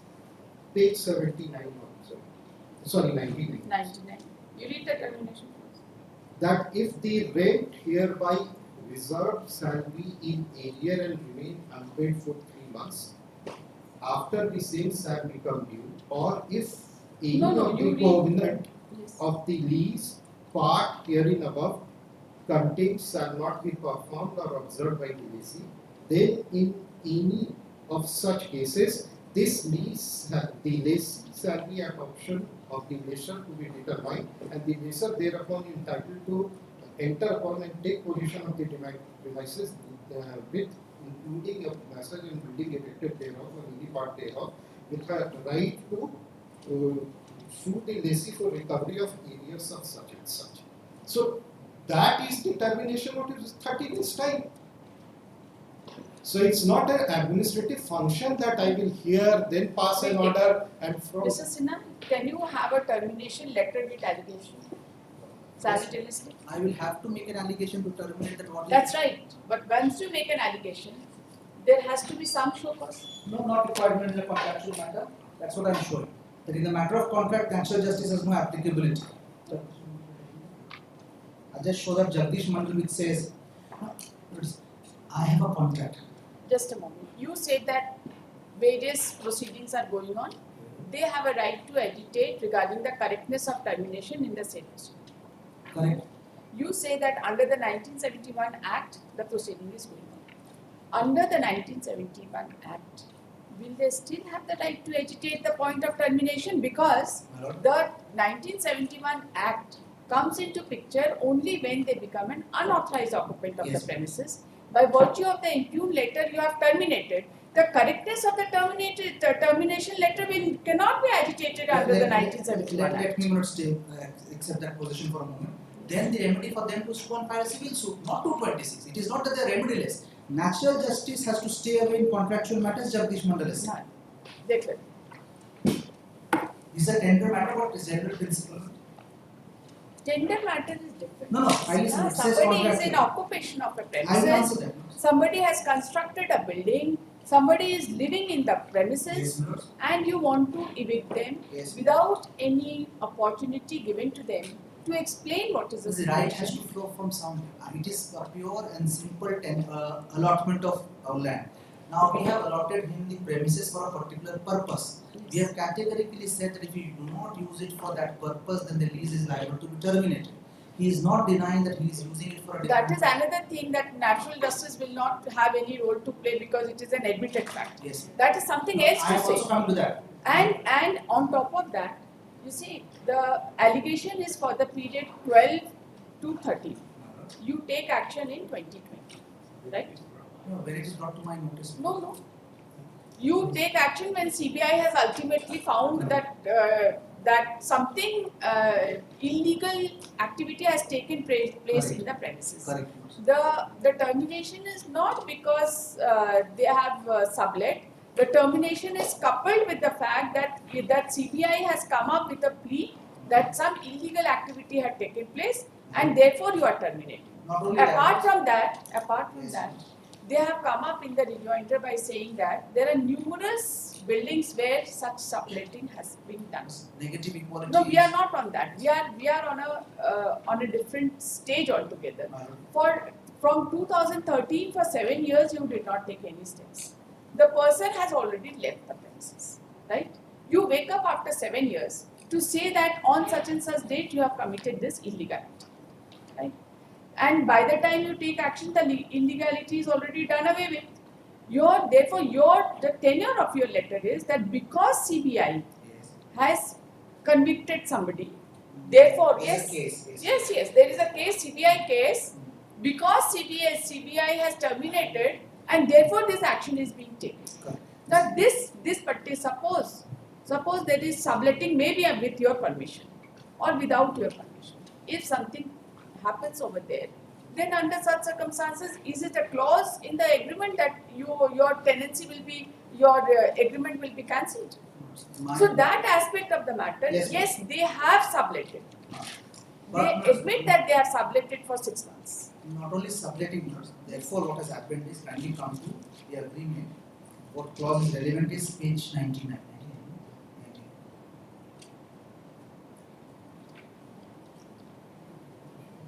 This 27B you have invoked Yes. after making an allegation. Allegation and Yes. one of the conditions of the lease is at page 75 million that this you will not assign transfer or sublet. Now, You see, after completion of investigation by CBI, it has been approved for cancellation. yes, madam. Now, if I have as a landlord, kindly don't see me as a state. As a landlord, if I see that I have allotted you leased out of premises in which number one you have violated the terms and conditions of lease and sublet, and that sublet has led to commission of a crime from that premises. As a landlord, I may feel that I will not keep you. I will terminate the lease. All these questions, therefore, I am saying, is not to be adjudicated by the writ court. It's a case which should, I am not saying he doesn't have a right. He can raise these points before the civil suit that the termination of a non-statutory contract or not a government contract is not a subject matter of a writ court, calling for interference here. My decision is based on the terms of the lease. Whether the action is You proportional. see, at least you agree that under the 1971 Act, he will not have a right to No, question this. I would like to explain that. Now, what is 1971 Act is that any defense which is available, once we give them a notice under the PP Act, Section 5 we are saying, Section 4 he will give notice the Act, the public premises. 71 public premises. Evictions.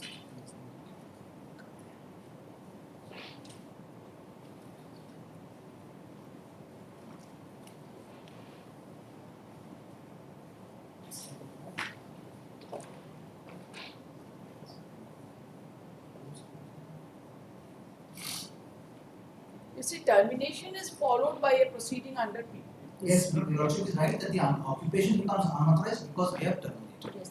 So I am only trying to say that you, in terms of the PP Act also, you can go and show that the termination itself was bad and therefore my occupation is unauthorized or not. Where this is one of the submissions. Your Lordship is right, maybe that this view is not possible because he is a court of limited jurisdiction. Let me also argue for that he only has to see whether once the employer says it's unauthorized, he will evict or not. But what are the grounds? Kindly see what's here.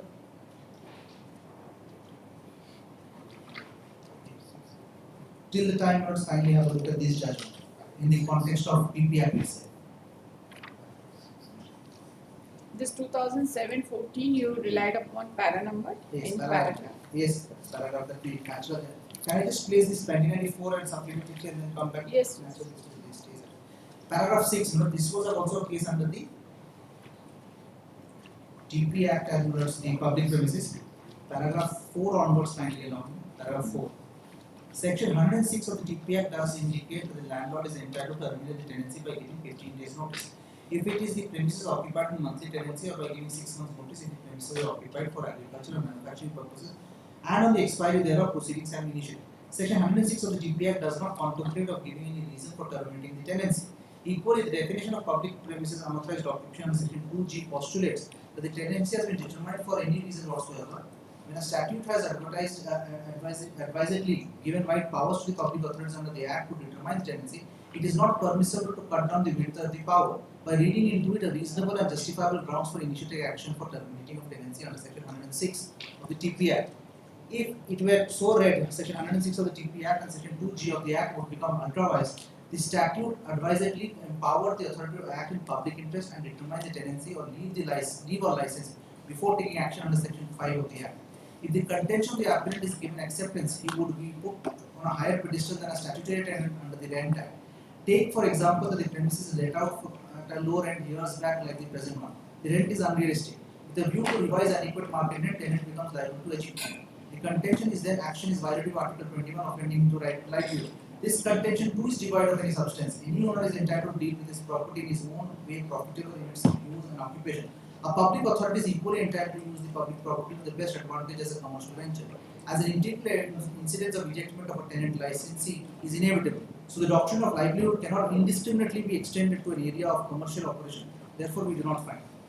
Now, let's judge one.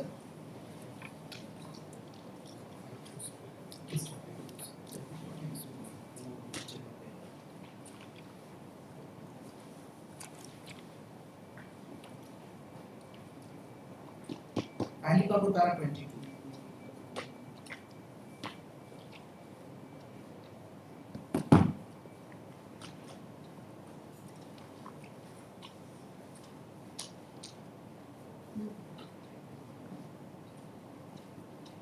Judicial review of administrative action is intended to prevent arbitrariness, irrationality, unreasonableness, bias, and malafide. Its purpose is to check whether choice or decision made lawfully and not to check whether the choice or decision is sound. When a power of judicial review is invoked in matters relating to tenders or award of contracts, certain special features should be borne in mind. A contract is a commercial transaction. Now, evaluating tenders and awarding contracts are essentially commercial functions. Now, principles of equity and natural justice stay at a distance. If the decision relating to award of contract is bona fide and is public, courts will know. I am only saying that this principle will apply to a lease deed also. Now, here in my case, I have for commercial exploitation of my property given you on rent. But if I see that you have violated a condition, but this is not a case where there is no violation. They are not coming up and saying, no, this is a non-existent ground. Had they come up and said that is a non-existent ground, then the things would have been different. And it has resulted in commission of a crime from my premises. As a landlord, I will say, no, I will not permit you to stay. You have allowed my premises to use for a crime which the CBI has looked into. Hence, I am rejecting. The Rajasthan State Industrial Development Corporation judgment was which I first relied. Kindly have a look at that. Para 19 to 21, which was the first. You relied upon 94.3 SSC 552 also, did you? 94 supplementary 3. 94.3, is it something which you relied upon? Just a moment.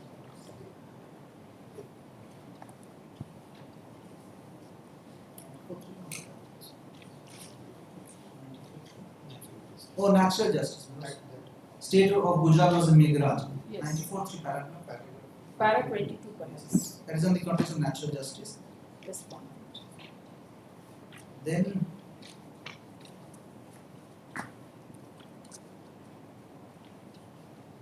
number 90, this judgment, Rajasthan State Industrial Development Corporation, 2013 5 SCC 470. I had given it today. 2013, yes. Paragraph 19, 20, 21 are numbers on Para this. 19, Paragraph 20, 22 till paragraph 22. 20. Yes, yes. These are exactly on the interference under 226. There can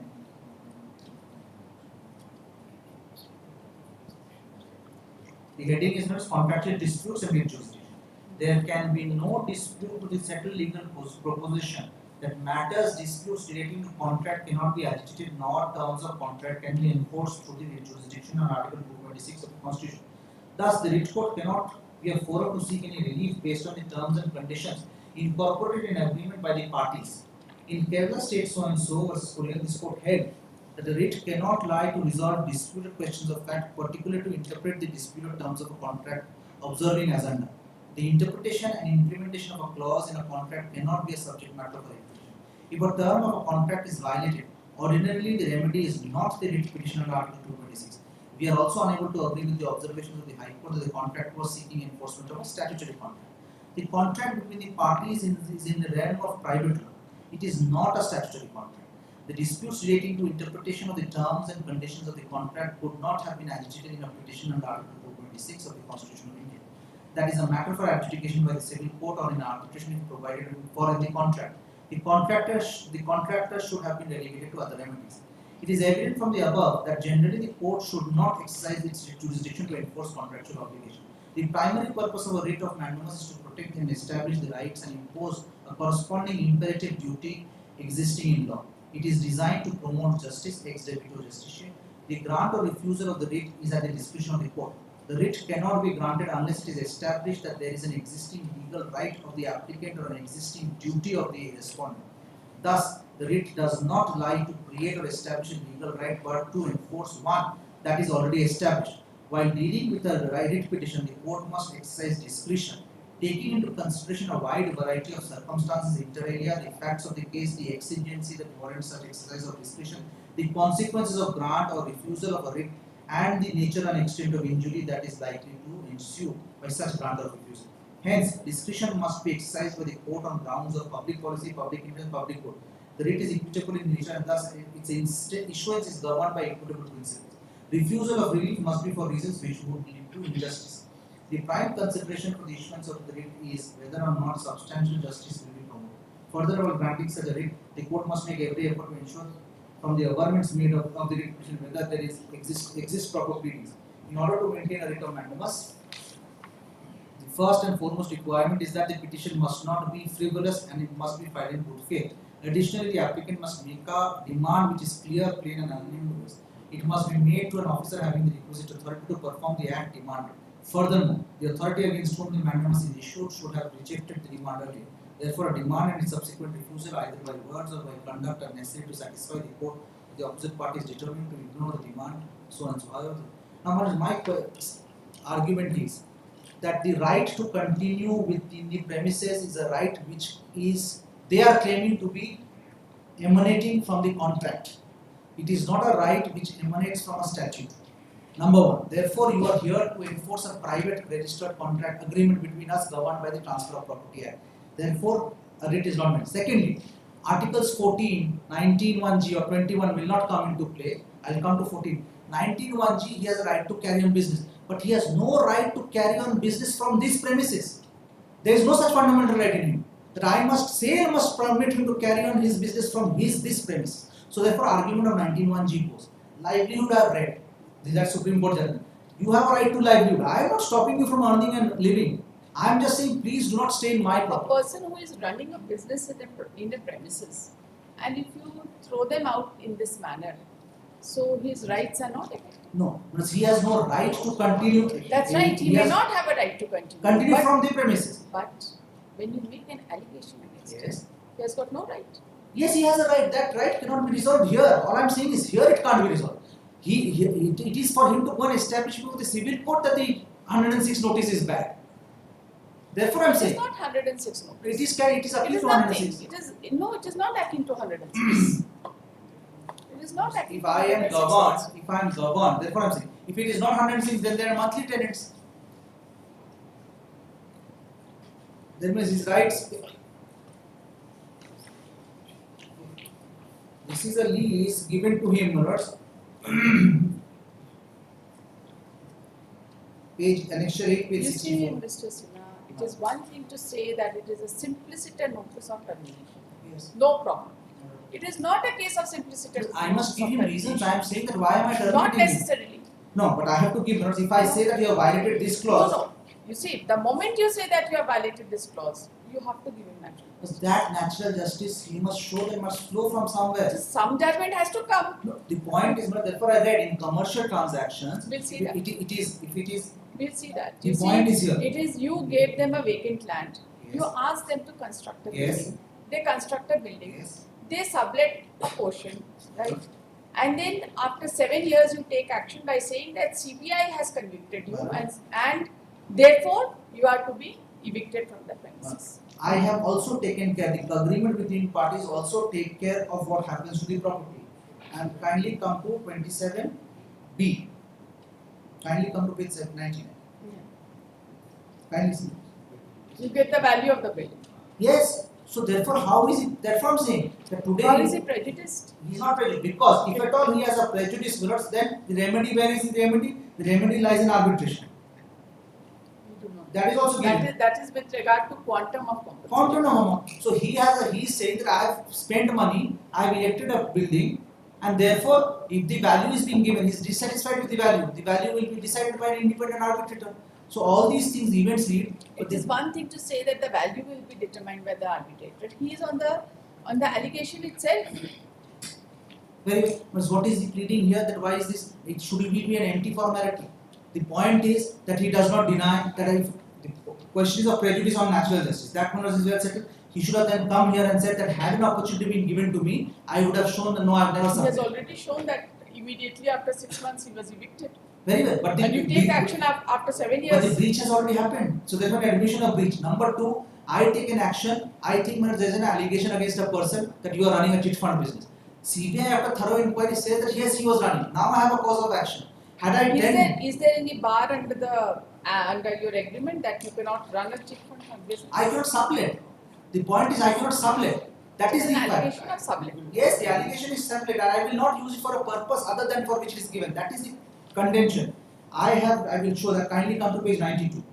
Therefore, I am saying these are all interpretations of a lease deed which is beyond the realm of public law remedy. Clause 6 of my lease deed says that the lessee will not use the demised land and or building to be erected as aforesaid for any purpose other than for which it has been demised without prior consent in writing. So he had been given for running a shop of electronic goods. That is what is agreed between the parties. Now you not only sublet, but you also allow that sublessee to run a chit fund company. I am forgetting the crime in that process.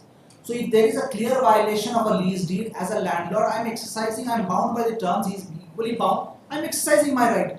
How can fault be found on my exercise of rights flowing from the contract on which he is relying? If I don't do that, then a public interest litigation can come saying you are doing favor. Like they are alleging that there are so many shops which are running. Yes, we'll take action. And in negative equality, one judgment if there is no requirement just for substantially whatever.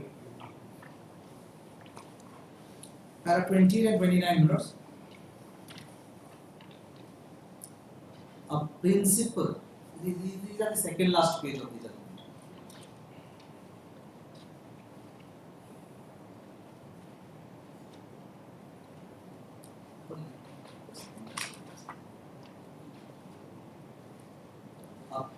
Paragraph 20 and 29. A principle axiomatic in this country's constitutional law is that there is no negative equality. In other words, if there has been a benefit or advantage conferred on one or a set of people without legal basis or justification, that benefit cannot multiply or be relied upon as a principle of parity or equality. In Baswaraj was a special land acquisition officer, this court had ruled that it is settled legal proposition that Article 14 of the Constitution is not meant to perpetuate illegality or fraud, even by extending the wrong decisions made in other cases. The said provisions does not envisage negative equality but has only a positive effect. Thus, if some other similarly situated persons have been granted some relief benefit inadvertently or by mistake, such an order does not confer any legal right on others to get the same relief as well. See, so far as negative equality through judicial process is concerned, that is not acceptable under law. But if the authorities are behaving in a pick and choose manner, then certainly that will be taken care of. They are not judicial authority passing one order or the other. When different persons are being treated differently by the authority themselves, that is not a judicial order, and we are That talking will not about confer any negative. right on him. That's the principle. Your lordships may be right and well within your lordship's jurisdiction to ask us that you also initiate proceedings against other similarly situated. But that will not mean that he will not be evicted. That protection is not available to him. So my submissions to sum up minutes are that he has violated the express covenants of the lease. I have exercised my power within the permissible arena of the lease deed. It is in bona fide. Once there was an allegation of subletting, we permitted a CBI to complete investigation to establish that there is a violation. Hence, this was a material with us, which he also doesn't dispute. And as per the lease deed, I have given him a time to evict. That is 30 days, which also has been given to him. If there is a financial loss because of the eviction and construction, that can be taken care of in terms of the lease deed.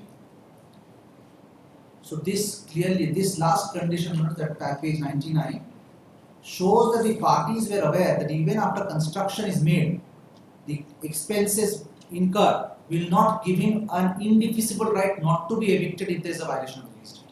So there is a balanced contract. Am I clear? The parties understood that I will invest money if I construct a house, but still I can be evicted if I breach the conditions. The only remedy I have is to make it. So therefore there is no right because of the investment made in the construction. There is an interpretation of the agreement was contract. That was the, Here you say you will not be even entitled to compensation. no, we are not saying Yes, it is. that. To that extent, I can make You would not be entitled for payment of any compensation by the lessor, irrespective of the fact that structure, building, etc. is erected on the ये device. तो गलत है, ये तो फिर गलत है। नहीं, yes, no, this is wrong. Your lordship will see that this is a right which is flows from a contract, and arbitration is there. They can always go. It is my thing to say that I will not give you, but the right to agitate is not not before this court. This is open to arbitration. The party can go Quantum and of compensation through arbitration. arbitration. This does not preclude him from initiating arbitration. That is my submission. This cannot be understood that he will not be able to invoke the arbitration.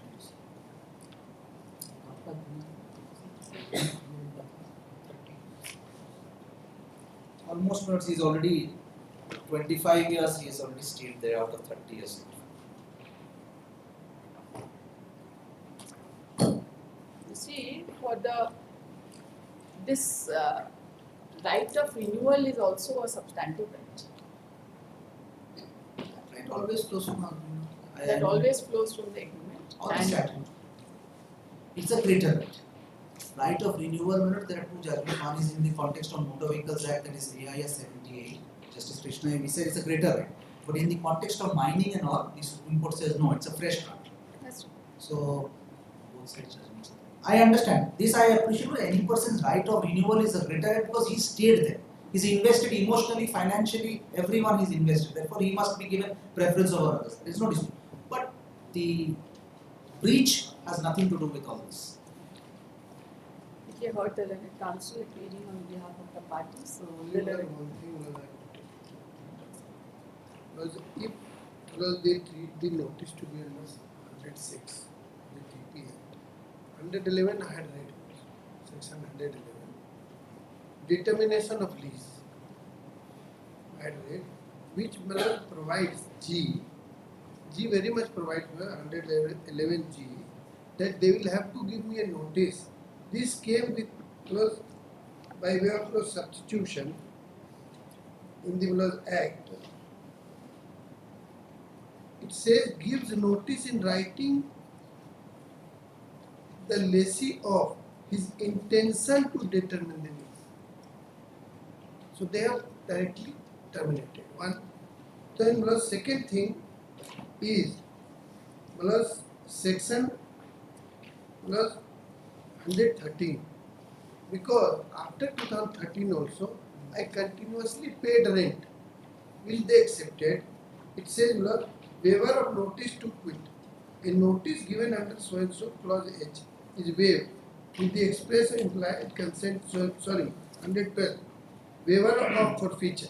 A forfeiture under section 11 clause G is waived by acceptance of rent which has become due since the forfeiture or so. So although non-payment of rent is not the ground, this and plus only one line I will say. My friend has argued that plus the judgment express newspaper, which was cited by me, there was a agreement signed on behalf of the President of India. So the fundamental rights and Article 14 etc. will come into play. As if the state authority, which the Steel Authority of India is, they also do not get a right to breach the provisions of Article 14. This much. ATL International, In order to help him, he has not cited that judgment, is Dwarkadas Martha, where it Supreme Court says, 89 Supreme Court, which says that even in landlord tenancy matters, the state has to act reasonably. That is the judgment he should have cited. So 2004 volume 3 SCC 553. आपको अपने favour भी की भी चीज सुनने का patience नहीं है तो बता रहे आपको जजमेंट साइड कर सुनने को जाएंगे द्वारका ना द्वारकादास मरफत है Dwarkadas मरफत that's exactly on this one landlord tenant. There is no point in hiding all these trivial. These are all settled principles. Why should we not assist them? Well, APL International plus 2004 volume 3 SCC 553. 27 was about disputed questions also, alternative remedy also. 27 and 28 it very much discusses that. So there are no disputed questions here. And plus the action so far notice is concerned. Plus clause 15 एक चीज ये दिखाए थे allotment letter से देखिए आप तो दिखाई दिए थे फॉर कमर्शियल यूज नहीं कुछ और दिखाना क्लॉज 15 में बोलते हैं मतलब इनका अलॉटमेंट लेटर ये था इलेक्ट्रॉनिक्स एंड गुड्स था क्लॉज 15 बोलता है lessee will use and occupy the demised land and machinery and building erected or to be erected as aforesaid or permit the same to be used or occupied as dwelling house, office or shop or for any other lawful purpose. So वहाँ पे ऐसा नहीं है कि मतलब खाली shop के लिए था हम रिजाइडिंग ऑल्सो थे अच्छा निकालिए lawful purpose. हम तो और अच्छा हो गया हम तो बोले lawful है 89 3 SCC 293 1989 3 SCC 293 Dwarkadas Marpati Board of Trustees of the Port of Bombay versus Dwarkadas Marpati versus Board of Trustees of Bombay. above soon. Heard the learned counsel submitting on behalf of the parties. The learned counsel for the respondent at the threshold has raised preliminary objection with regard to maintainability of the repetition and has submitted that the repetition arises out of indenture of lease entered into between the parties and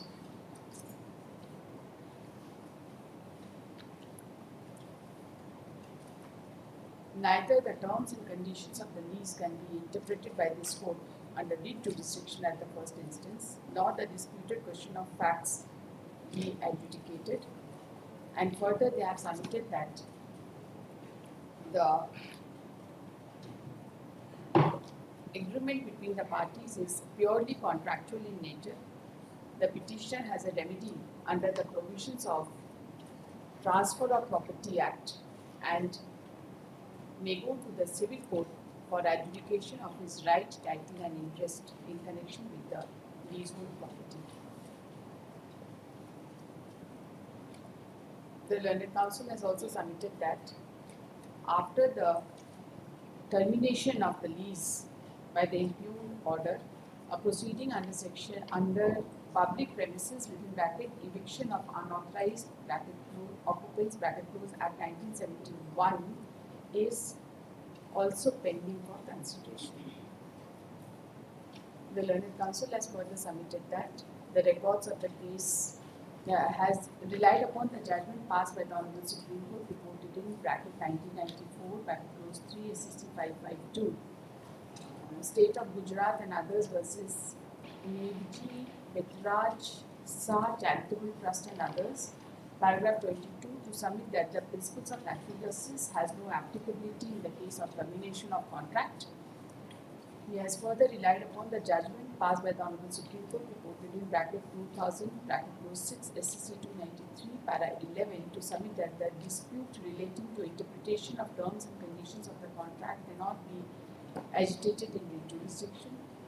He has then relied upon the judgment passed by the Honorable Supreme Court reported in bracket 2011 bracket close 13 SCC 446 paragraph 52 to submit that the proceedings have been rightly initiated under the Act of 1971, which is a special procedure for recovery of premises where the lease has been terminated and determined. ये आपका तीनों judgment order में previous order में है, and he has the learned counsel has then referred to the judgment reported in bracket 2013 bracket close 5 SCC 470 para 19, 20, 21 and 22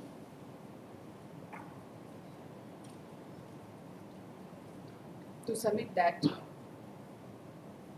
the present case is not a case of statutory contract and therefore the writ jurisdiction is not maintainable. He has also submitted that the writ cannot be granted unless there is an existing legal right and there is an existing legal duty on the part of the respondent. He has submitted that the respondent herein has acted in terms of the agreement and therefore the writ jurisdiction has been wrongly invoked by the petitioner. He has then relied upon the judgment reported in 1994 supplementary within bracket 3 SCC 694 paragraph 4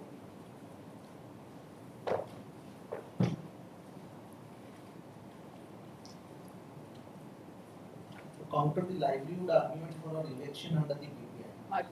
to counter the argument of article relating to Article 21 of the Constitution of India and has submitted that the respondent has the right to terminate the lease in terms of the Transfer of Property Act. He has also relied upon judgment reported in bracket 2007 bracket close 14 SCC 517 para 22 to submit that a contract the contract involved in this case is primarily a commercial contract relating to letting out of property, and there is no arbitrariness or unreasonableness on the part of the respondent, and therefore the judicial review of the impugned action of the respondent is not attracted in the present case. One more line, that it's actually relied upon this line. Between platinum C and D, principles of equity and natural justice status. He has further submitted that the principles of natural justice and equity has no role to play in the case of commercial transaction between the parties. He has then relied upon the judgment passed by the Honorable Supreme Court reported in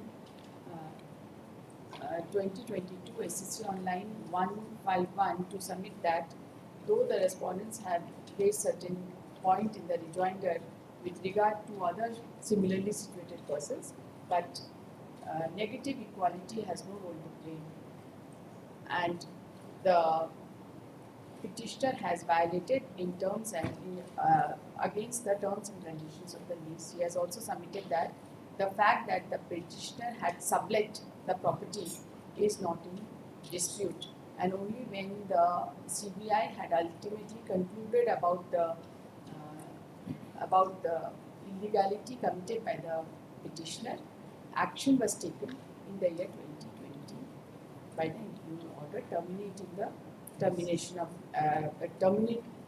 the lease. He has submitted that merely because any natural justice has not been followed prior to issuance of the letter of termination, the same does not mean that the same will have no role to play on account of the admitted fact of subletting. यही आपका total आप एक मुझे respondent in the revision petition in the revision petitioner में अब इनका लिखा है प्लेसमेंट अलग अलग होगा the learned counsel for the petitioner by responding to the point regarding maintainability of the petition has relied upon the judgment passed by the Honorable Supreme Court in the case of Express Newspaper Private Limited reported in bracket 1986 bracket close 1 SCC 133 and has in particular referred to paragraph 70, 73, 75, 76, 85, 86 and 87.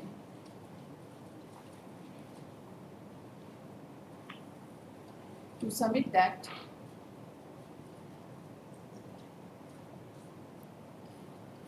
in the same case also, the matter was relating to termination of lease, and merely because there is commercial contract between the parties, the same does not mean that the provisions of that the writ petition would not lie in the circumstances where the provisions of Part 3 of the Constitution are involved. He has referred to Article 14 and Article 19(1)(g) of the Constitution of India. He has also submitted that on the premises the petitioner has erected only the land was given to the petitioner, and at the cost of the petitioner he has erected the building, and the building is being utilized for residential cum commercial purpose. The learned counsel submits that it is not in dispute that by issuing the impugned letter of termination, as contained in Annexure 13, no show cause notice was issued to the petitioner, and by virtue of the same letter, allegation has been levelled against the petitioner, and the same is also a letter of termination. He has also submitted that after the issuance of letter of termination, the proceeding under the provisions of the aforesaid Act of 1971 has been initiated by treating the petitioner as an unauthorized occupant. The learned counsel submits that the impugned letter is fit to be set aside on account of gross violation of principles of natural justice. The learned counsel has further referred has further referred to the terms and conditions of the lease and has submitted that the allegation was only in connection with subletting a portion of the property. He submits that the remaining portion of the property remained with the petitioner, and since the entire property was not assigned or sublet to anybody, the clauses of the agreement are not, the clauses of agreement for terminating the lease are not attracted.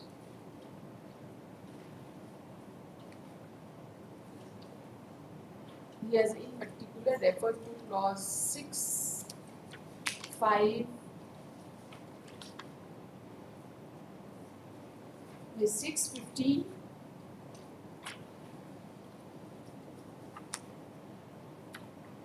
and 27 within bracket B of the agreement. B and C of the agreement. The learned counsel submits that as per the letter of allotment, the property could be used for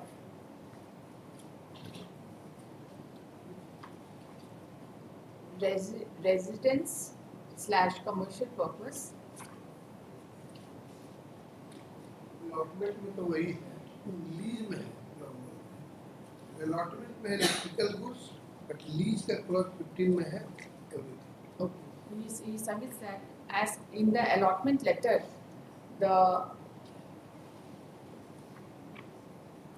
it has been mentioned that the land can be utilized for the business of electrical goods, but in clause 15 of the lease, it can be used for all the purposes, including residential and commercial.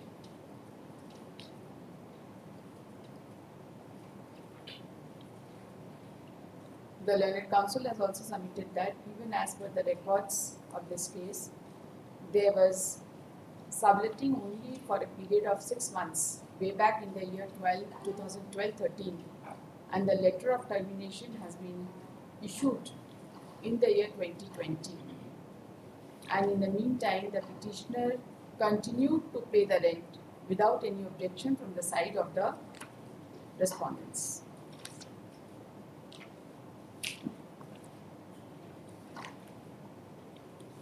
The learned counsel has also relied upon the judgment passed by Honorable Delhi High Court reported in 1999 within bracket 39 bracket 2 DRJ.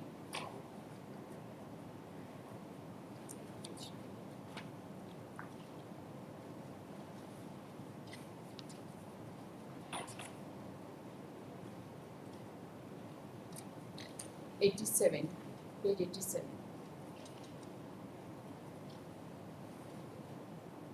And I submitted that merely because a portion of the constructed building was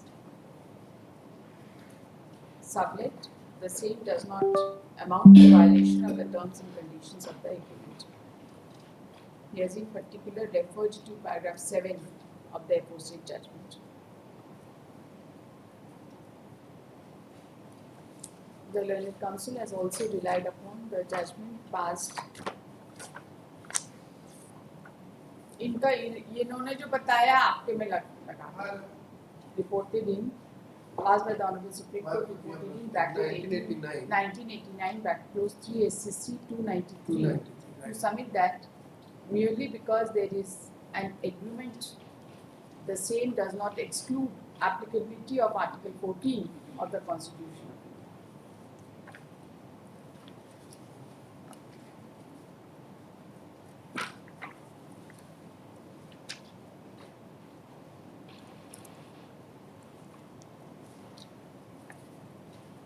और कोई judgement आप side किए जो छूट गया? एक तो धर्मपाल दिए हैं, हाँ. 2015 volume 8. The learned counsel has relied upon the judgment passed by Honorable Supreme Court reported in bracket 2015 bracket rules 8 SCC 519 and has submitted that the principles of natural justice are not excluded merely because there is a lease deed entered into between the parties. The learned counsel submits that the respondent is a public sector organization and their acts are to be tested on the touchstone of Article 14 of the Constitution of India. He has referred to paragraph 19, 20, 21, 22, 25, 28 and 35 of the same judgment. यही बोलना है. He has also referred to section 106 and 111 of the Transfer of Property Act. That's all. That's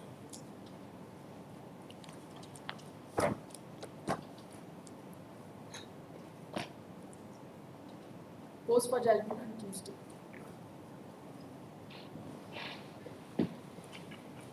आप घर से सोच के आते हैं क्या? यहाँ बोलेंगे कि हम आपको नहीं सुनेंगे? ऐसा आपको आप दो आर्ग्यूमेंट के 2 घंटा बाद हमको बोले कि अगर आप नहीं सुनना चाहते हैं तो कोई बात नहीं हम तो हमको समझ नहीं आया. मेरा हम इंटेंट रात को ही सोच के आते नहीं हैं कभी ऐसा मत कि आएंगे कोर्ट में ऐसा तो मत बोलेंगे अगर आप नहीं नहीं, सुनना नहीं, चाहते. मेरा इंटेंट ये नहीं था. मतलब चूंकि देखिए अगर ऑनेस्टली हम बोले ना तो दिस पॉइंट जो आप डील कर रही हैं अपॉन दिस मतलब फर्स्ट डे को ही आप बोली थी तो हमको लग रहा था कि हमको नहीं अननेसेसरी ड्रैग करना चाहिए और एस्पेक्ट्स पे इस वजह से ऐसा कभी नहीं है कि हम आपको लेज कर रहे हैं कि आप सुनना नहीं चाहते. आप जनरली बोलती है ना कि सब चीज पढ़िए समुच्चा स्लोली पढ़िए. नेवर एवर ऐसा सोचिए भी मत कि हमारा इंटेंट है. चलिए ठीक है, हो गया. That is all.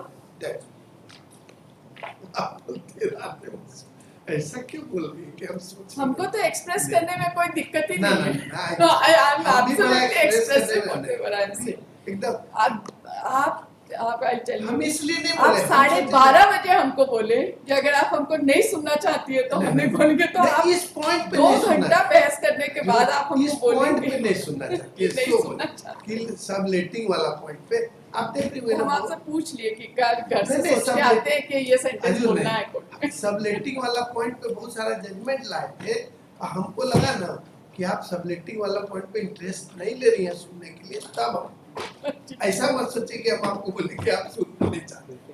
आप सबसे ज्यादा सुनती हैं हर केस पे सुनती है फिर हम ऐसे कैसे बोल सकते हैं. आई एम सॉरी मेरे किसी वर्ड्स का आपको लगा हो तो. नहीं ऐसा कोई बात नहीं. हम तो जो सोचे सो आपको बोलते नहीं आप गलत सोचिए. सो हम हैं. भी हम अपने बोल मन में तो कोई बात ही नहीं रखा. आप ऐसे क्यों सोचते हैं कि हम सोच के आते हैं कि आपको ये बोल लेवर ऐसा कभी कभी होता है नहीं कि अगर आप कोई चीज सोच लेंगे ना तो वो आपके आर्गुमेंट में निकल ही जाएगा मुझसे.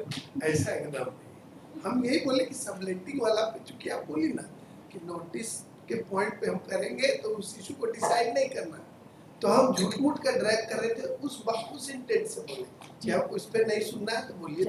Let's see. कॉल कर. Item 11, first April 136/2024.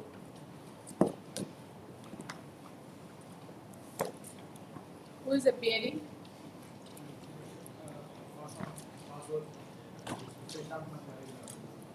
Pass over. ठीक.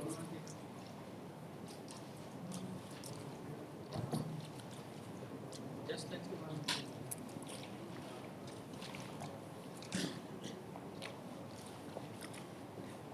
क्या मैटर है? लैंड एक्विजिशन में अवार्ड होने के बाद ये रेफरेंस केस के बाद में ये पिटीशन फाइल हुआ है. इसमें ये डिसाइड होना था कि one of the plaintiff got died before the pronouncement of judgment. So therefore matter remanded back to the court below. इसी पे भी जो चल रहा है. इसी इशू या फिर हम लोग तो उस दिन बहस करी है कि तो इसको तो रिमाइंड करना होगा। मेरा तो पॉइंट है जो रिमांड करने की जरूरत नहीं, चूंकि ये रेडी प्रेजुडिस नहीं है, चूंकि इनके फादर फोर फादर जो है सारा का सारा टाइटल सूट में एक बार नहीं 2 बार 1940 से लोग कंटेस्ट किए हैं, 2 बार सूट किए हैं। ये सब सारा exhibit A B C D भी लगा हुआ है और एलसीआर भी जो लगा हुआ है, ये प्रेजुडिस नहीं है। इसी पॉइंट पर जो कम असिस्ट करेंगे।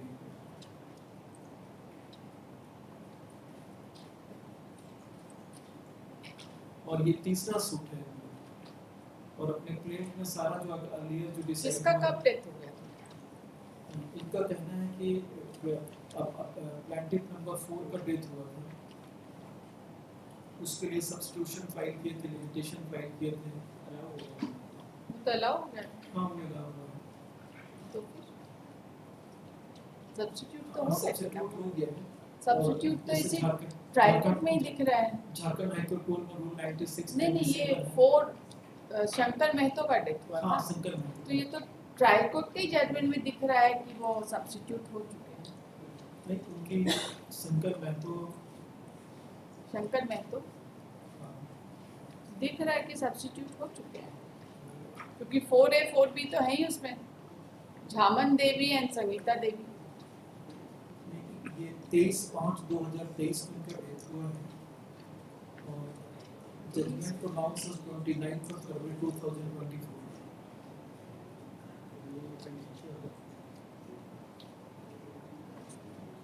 पेज 14। तो यहाँ पे जो कॉज टाइटल है उसमें तो 4A 4B दिख ही रहा है। हाँ 4A 4B कैसे दिख रहा है? उनके ये बहन है जो झमन देवी और संगीता देवी बहन है। अच्छा, और बहन। शंकर महतो भाई है।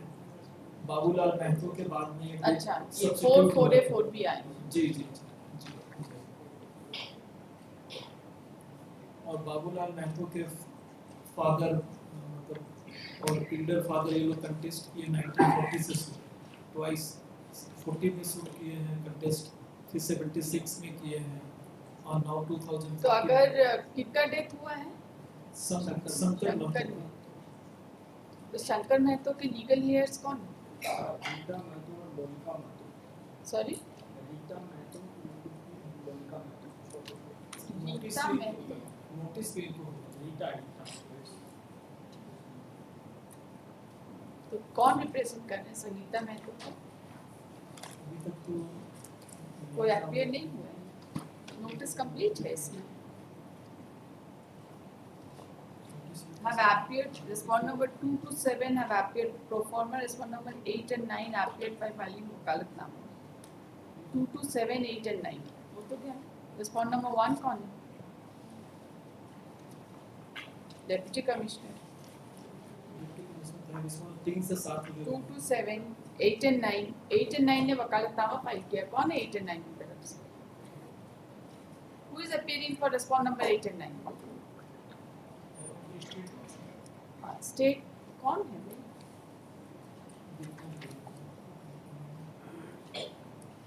8 and 9 का वकालतनामा देखिए जरा किसका है।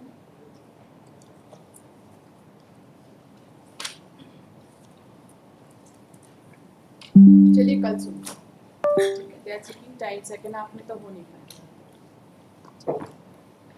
FA number 136 of 2024 at the request of the counsel for the petitioner postponed. Respond number 8 and 9 का लिखिएगा। They are filed वकालतनामा but they are not present in the court. बाकी सबका अपीयरेंस दिखा दीजिए, ठीक है?